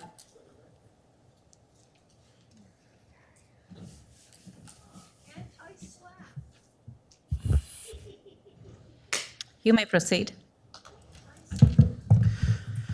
Okay. Wow. Okay. So first, I want to say that, and I couldn't make the last meeting. I am so disappointed, Mayor Fermetta, and some of the votes, particularly Councilmember Ashton's vote. For the vote of quote no confidence. That kind of surprised me. I don't know, there was no surprise over here with your council member, Mayor Pro Tem, who still has me blocked on social media, still violating my rights constantly. Every post you make, that's a violation of my rights. That's her. So every time it's a violation of my First Amendment rights, and who knows how many other people she's doing that to. Illegal. Okay, so we're talking, people are saying that, council members need to take anger management classes, but I haven't heard the name, Mayor Fermetta. And I just, so I have this video here, and I just thought, wow, so this is what's going on after the council meeting. You have the mayor, clearly, and that's her car, and she's zooming by on the road right out here on 3rd Street. You're coming towards the city hall. Towards who? Towards two individuals that are here in the audience. Sorry, I don't mean to interrupt. Can we stop the time? Can we make sure the audience members are sitting appropriately, please? Sorry for the interruption. Okay, so so that seems really angry to me. I don't understand that. The car's moving very fast. It then stopped in a spot that, is not the correct way to go. Because, you came around and you stopped where people should be coming, right? It's 12:10 or something at night. So I think that's embarrassing. I don't know why you're doing that. And then, an individual who, the gentleman, the individuals that are affected claim is your husband, then comes out and is moving his hand in a kind of odd way towards the individual here. So, council members, you need to stop being so aggressive towards the public. We are expressing our First Amendment rights. Some of you, are criticized more so than others, but it's time to get it together. This is horrible. I can't believe that I actually didn't believe that this was true when I first heard about it, but now you have video evidence, and it's deeply worrisome, Mayor Fermetta. I hope this never happens again. Council members here should respect the rights of the public to be safe, rather than this zooming by and this kind of aggressive driving right by individuals. It's not right. Please respect our rights. Thanks. Thank you. I will entertain a motion to close public comment. So moved. Thank you. I will second that. Please vote. And, we can be here all night disputing this, that, and the other. The truth of the matter is, when council members, and in this case, as your mayor, for those of you watching via YouTube or Zoom, or those of you recording me on camera, to use snippets of information at your pleasure, there are times that our safety is compromised. When some of you on this very same council chambers have protested outside my home at various times of the night, when I have been followed home after a late council meeting. For those of my residents watching, I have to be escorted by the police every single council meeting. Not just myself, but Madam Mayor Pro Tem as well. And you can get all the records requests you would like. I find it interesting that you sit here every meeting and you attend every meeting. The problem is anything significant in our city, you're not a part of. We had Downey one day of service. You're not there, and neither are you. Any time that you want to claim and accuse, there's no credibility because you have continuously attacked my reputation and my character. And you can do all the videos you would like. When I sit here serving my city pro bono, and we sit here till midnight because some of you have absolutely no substance in what you say, but yet we have to hear you for minutes on end, disrupting what we actually have to discuss. Yes, we are probably going to zoom by and tell some of you to behave yourselves. And I don't think that's out of character for any of us. In fact, I conduct myself with the utmost respect and dignity everywhere in this city. And I will not allow any of you to continue to manipulate videos or any other form of instigation against me or any of my council members that actually do have a good standing with this city. I can't speak for everyone, but I know I can speak with, who I am and my record. So having said that, if you want to continue to be a productive member of society, Mr. Martinez, I invite you to actually do something, not just harass me and harass the rest of us. If you would like to be a productive member of our community and be someone that is actually get involved. No, she's not going to do anything because the same amount of time you have in the same public speaking you have, I have the same. And I need to clarify the record for the audience and members of the public that may be watching us on YouTube. So having said that and having closed public comment, we will now move on to the important matters, shall we? Madam Mayor? Thank you. Yes. Madam Mayor, really quick, I know we have a couple of items to read. Oh, yes, I will not close public comment just yet. I think we have a couple of other, how many emails do we have, Alicia? We just have 3 emails. Okay, let's go ahead and read them, please. Thank you.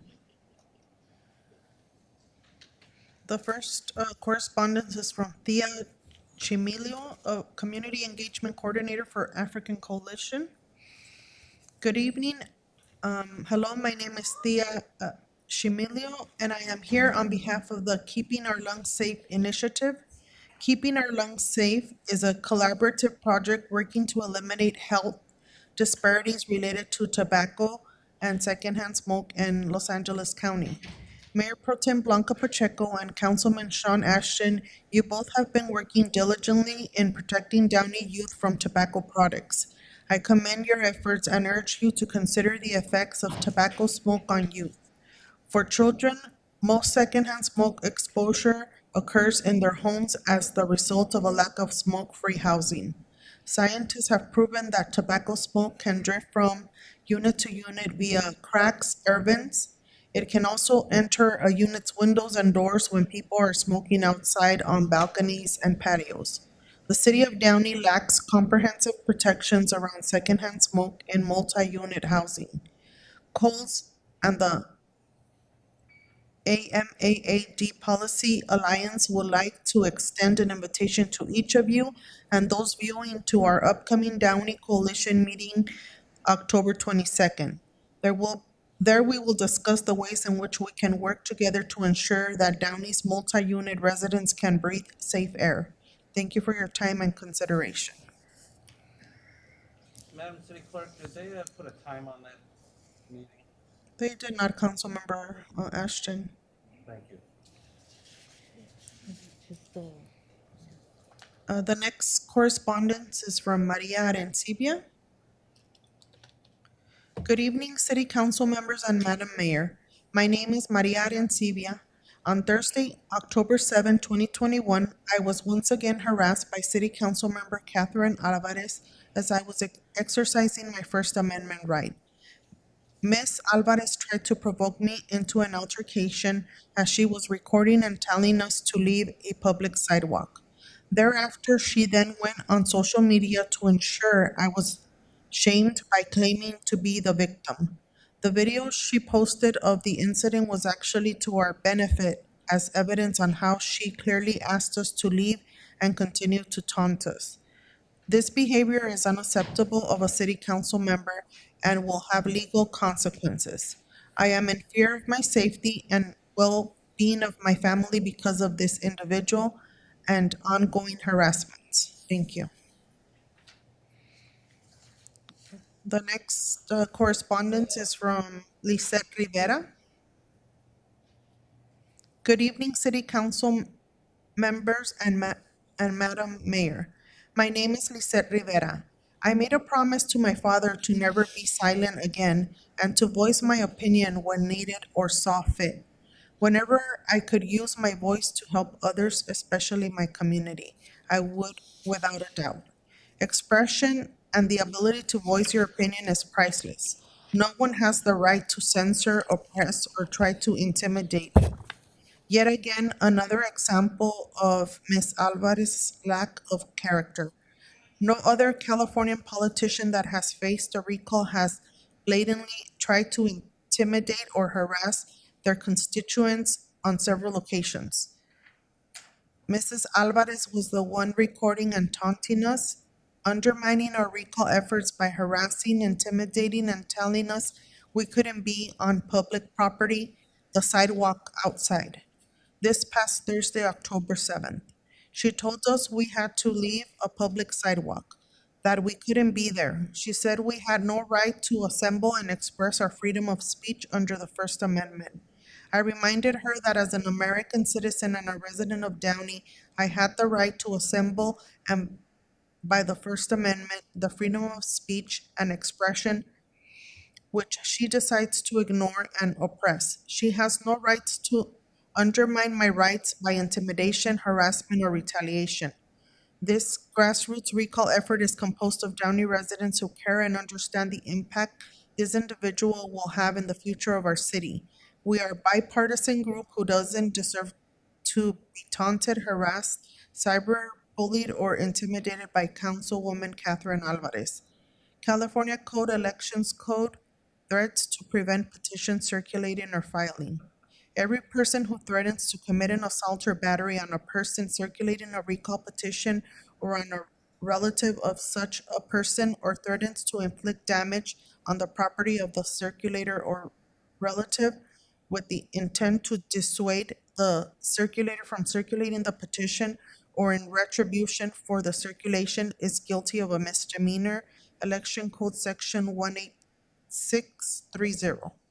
Thank you. That is all, Mayor. Okay, I'll entertain a motion and a second to close public comment. So moved. Second. Okay, let's go ahead and vote. Go. Let's, So in the future, Thank you. in the future, it's just ordered by the mayor. so order by We the don't- we mayor, don't thank need any you. votes. We need to now move to non-agenda, excuse me, Consent calendar. consent calendar, thank you, thank you. It is 10 o'clock, and here we are. Now is the time for consent calendar items. Are there any council members that would like to abstain or remove themselves from an item? Yes, Madam Mayor. I need to abstain on item number 11, as I own property in that downtown Downey. I need to abstain from item number 13, as I have business relationships with people potentially involved in this project. And I need to abstain from item number 17, as I own property in the downtown Downey area. Thank you. Thank you, Councilmember Trujillo. City Clerk, I need to abstain from item number 4 as I was not in attendance at the closed session meeting of September 28th. Anyone else?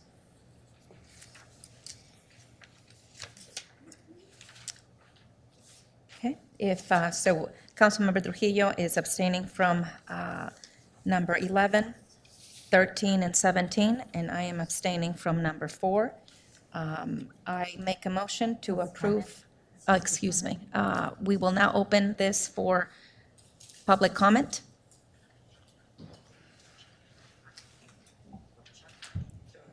And Mayor, we have no written comments for consent calendar. Thank you, Alicia.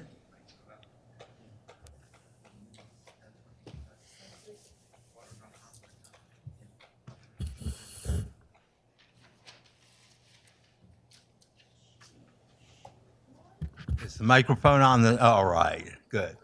Mike Greenspan, I forgot to say, with all the Christmas decorations coming out, happy Hanukkah, you scab rabbis. I just wanted to be the first to wish it. Well, here we go again. Mr. Trujillo, perhaps you should be in business and not in the politics business here because, man, you have to excuse yourself from 3 items. Because you got the city's your monopoly board. What else can I say? Mike, I need you to address me. I am. He had to excuse himself. He had to excuse himself. Thank you. You do not address anyone else? Don't interrupt me. I'm speaking. Okay. I do not need you to speak that way. I spoke to the issues of those 3 items. He had to excuse himself. All right, and yours. I didn't mean to leave you out, but you weren't there, so okay. Now, let's go to some of the items that he can be here to talk about. And that is one of them about the Lakewood Boulevard Improvement Project. If you like the library, you'll love this project. Yes, I know Mr. Trujillo was there and talked about after all the legal right-of-way issues, which would take about 6 months, that he figured that the project, wishful thinking, would take 4 months. Hey, I'll be happy if you guys get it done in 6 months. Otherwise, if it's not, I'm going to come back here and say, you fucked up again, just like the library, Liebrary. Because your library was supposed to be finished last October, a year ago. But that's funny. October We're didn't talking end about till consent. the end of May. Stay on topic. I am. If No, you you're like not. the library, you'll love this project. 6 months, I don't think it'll be done within 8 or 9 months. Because by the time you have your delays and everything else, and something's wrong here and something's wrong there, and whereas the library, you said the coronavirus, who knows what'll be your excuse this time when you're not on time. Now let me take a little bit of time because of Rio Hondo golf course and your tournaments and everything else. I'm just grateful we got golf courses that are open to the public. After all, if it were Tim Tebow's Timuquana Country Club, there wouldn't be any Jews on the course, no Yiddies, no Schwarzes, typical. I mean, I think public golf courses, public access golf courses are the greatest thing. Otherwise, only rich white people would be at their private country clubs playing golf. No Yiddies, no Schwarzes, and Tebow plays his golf at Timuquana. So Phil Mickelson plays his golf there too. Isn't he one of the owners also of the Padres? Yeah, what a bigot, after all. So I'm glad you have your golf tournament where everybody who wants to play that silly game could play, but at least they're not discriminating. Thank you.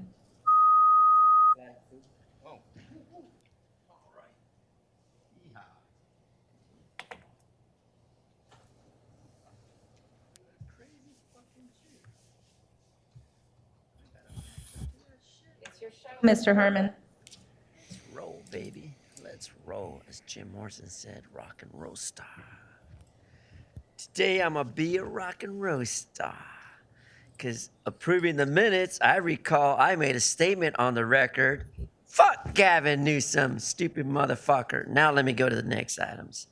Warrant issues, I disagree, but fuck it. It's just finance. Item 6, award construction, the amount for the improvement project at Lakewood. I believe Mike Greenspan put it on the record. Fuck your project, just like the library, Measure S and Measure J. Dumbass manager, leave us.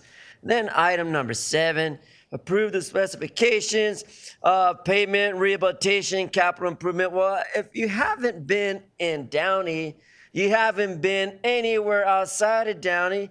Don't you see the fucked up infrastructure all around us? In the whole state of California, we're an insult of embarrassment. And who should you blame? Roybal Allard, Nancy Pelosi, our jackass governor, and all the elected officials at local level that suck cock for a living and don't get paid. Isn't that new? I'd be sucking cock too. But I don't, because I like pussy on both ends of the totem pole. I ain't talking about nothing bad. I says I like pussy. I go downtown. You got a bar there. It's called Pooches and Pussies off of Skid Row. It's an actual pussy and pooch place. Don't try to fucking mess with my mind.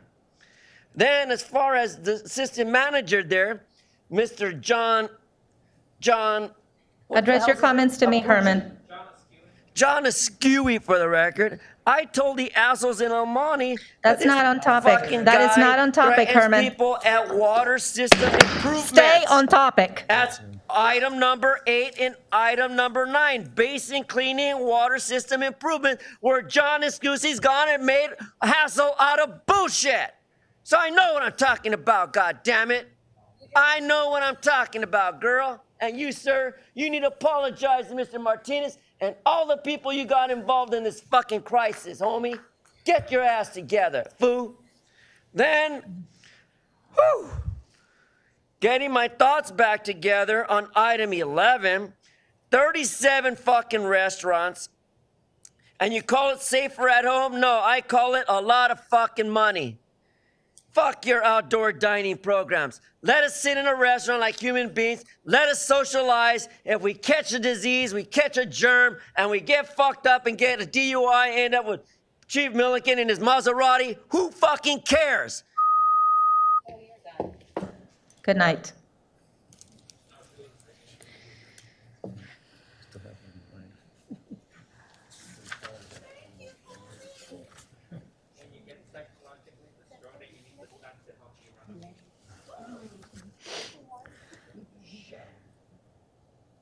Anyways, on the minutes, I'll keep it brief. I'm disgusted that Downey voted.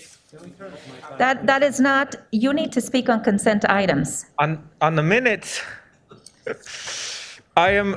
It is sad to see that Downey voted on no confidence to support. You can speak under the closed session minutes, Mr. Martinez. Those are closed session minutes, not open session. Says special meeting. Try again. Okay. If you don't have anything to say, you can sit down. You know what? I'll let you keep this one for tonight. I think I've done enough to you guys. Good night, sir. Good night. Okay, council colleagues, are we ready to vote on consent? I I'll make a make the motion to approve. the consent calendar. Okay, let's vote.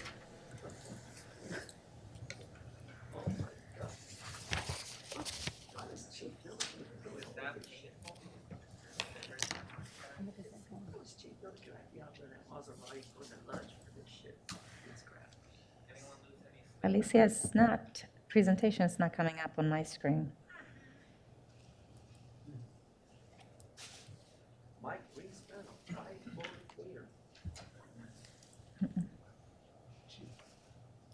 Press the X. Tries that. Oh, there we go. Okay. Got it. Thank you. Talk after the meeting. I'll talk to you after the meeting. The consent calendar is approved with Councilmember Trujillo abstaining from items 11, 13, and 17, and Mayor Frometa abstaining from item number 4.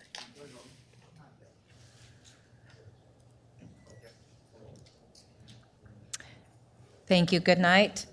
The last item on the agenda is item number 18, an administrative report, and this is to adopt a resolution amending resolution number 21-8013 regarding health benefits for employees in classifications designated as executive management middle management, and confidential exempt. City Manager Levis, who is giving us I see Mr. Mr. McQueen. James McQueen. You may proceed. Thank you. Thank you, Madam Mayor. Good evening, Mayor and Council. The item before you this evening is a proposed amendment to Resolution 21-8013 regarding health benefits for employees and classifications designated as executive management, middle management, and confidential exempt. As part of Council's approval of this resolution, Senate Bill 1436 requires local agencies to report out certain information before changing the benefits of employees classified as executives. Under this law, legislative bodies must report a summary of the recommended changes in benefits in the open session portion of the meeting prior to voting. Resolution 21-8013, adopted by Council on March 23rd of 2021, established the pay and benefits for these city employees in these established classifications. This resolution established the second highest PPO plan offered by CalPERS as the city's monthly maximum contribution for medical insurance premiums for covered employees. In January of 2022, CalPERS is consolidating their PPO medical plan offerings and eliminating the PPO plan the city's contribution rate is currently based on. This resolution will amend the insurance benefits to employees under this resolution effective January 1st of 2022 so that the city's monthly maximum contribution will be 100% of the premium rate for medical insurance for the employees and their qualified dependents up to the premium rate for Los Angeles Region Kaiser HMO plan offered by CalPERS. These changes will result in a savings to the city by reducing the current maximum allowance by up to $107 per month per employee. These medical benefit revisions are consistent with the medical benefits offered to employees in the Downey City Employees Association Miscellaneous Unit and also new hired employees in the Downey Police Officers Association and the Downey Fire Association's MOUs as well. And this concludes my presentation. I'd be happy to answer any questions that you may have. Thank you, Mr. McQueen. Council members, do we have any questions regarding this item?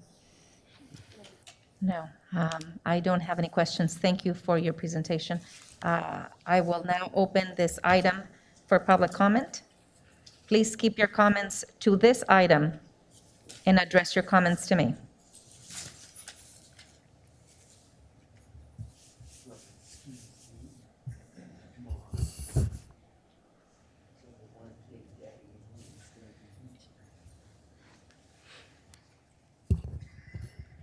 So, Mommy's a little irate tonight.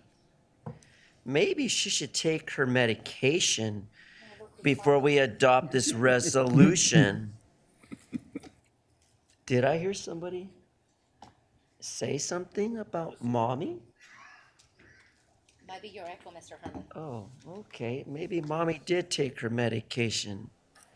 Because again, ladies and gentlemen of Downey and the state of California, we should be firing people who are not vaccinated so they could lose their CalPERS under Senate Bill 1436 summary because they're not following California state mandate to get vaccinated.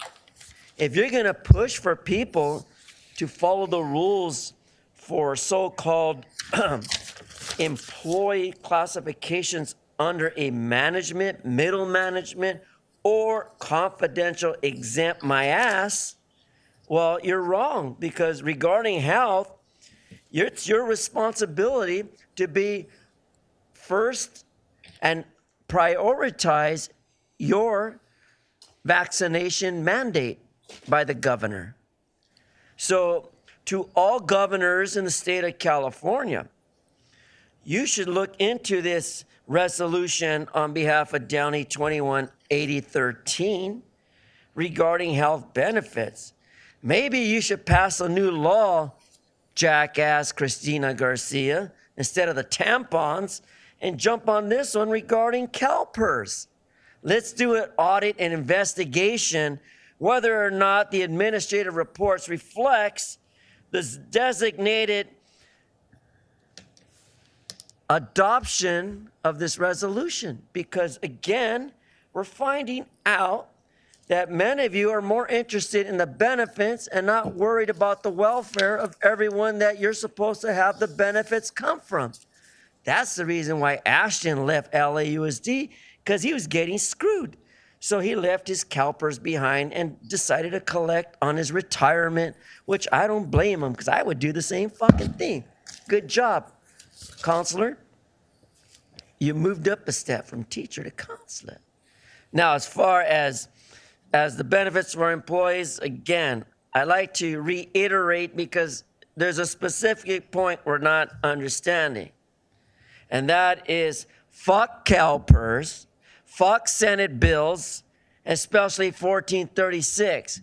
Because if the chief of police is not getting an 80% CalPERS improvement on his well-being, then fuck all of you, because it's not benefiting the chief. Good night.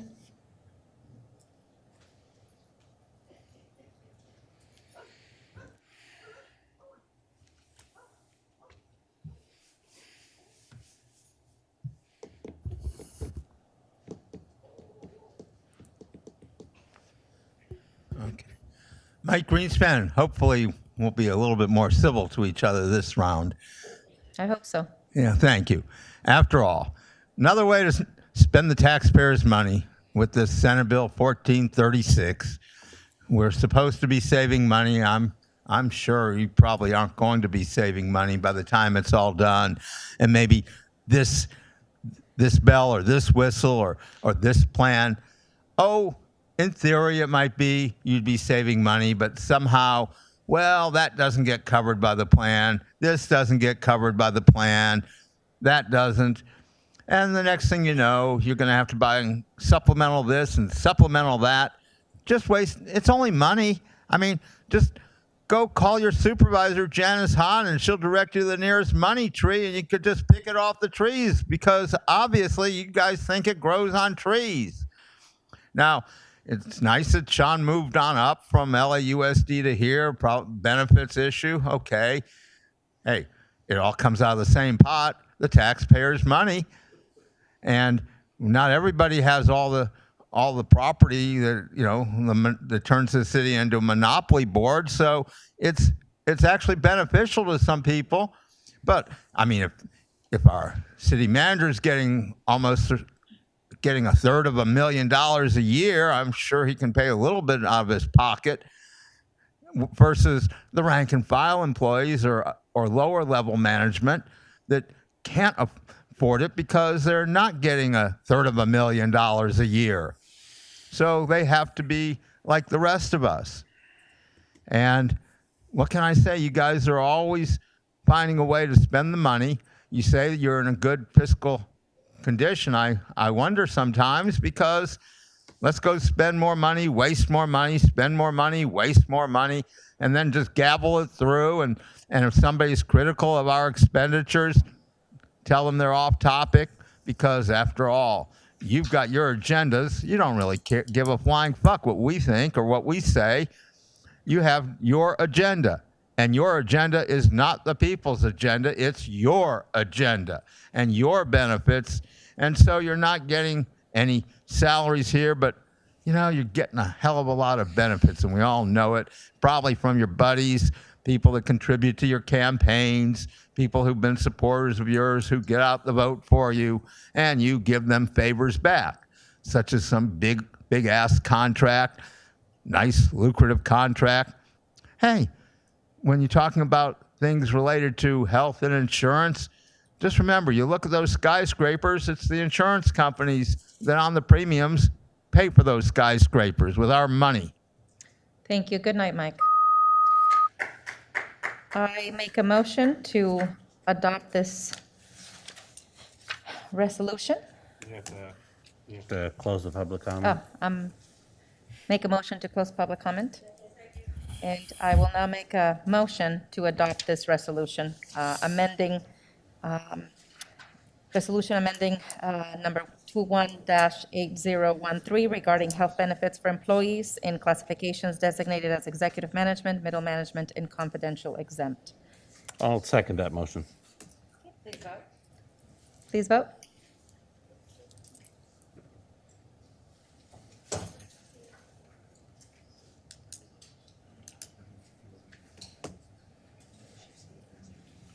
I can't get my. It's not coming up. It's not coming up. No? Mm-mm. No.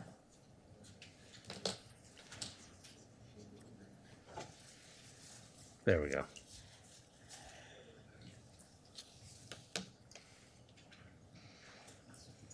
The motion is approved unanimously. Thank you. City Manager Livas, do you have any comments? No comments. You can go for 7 minutes, sir. Thank you. The meeting is now adjourned in memory of the lives lost due to COVID. Can we please have a minute of silence?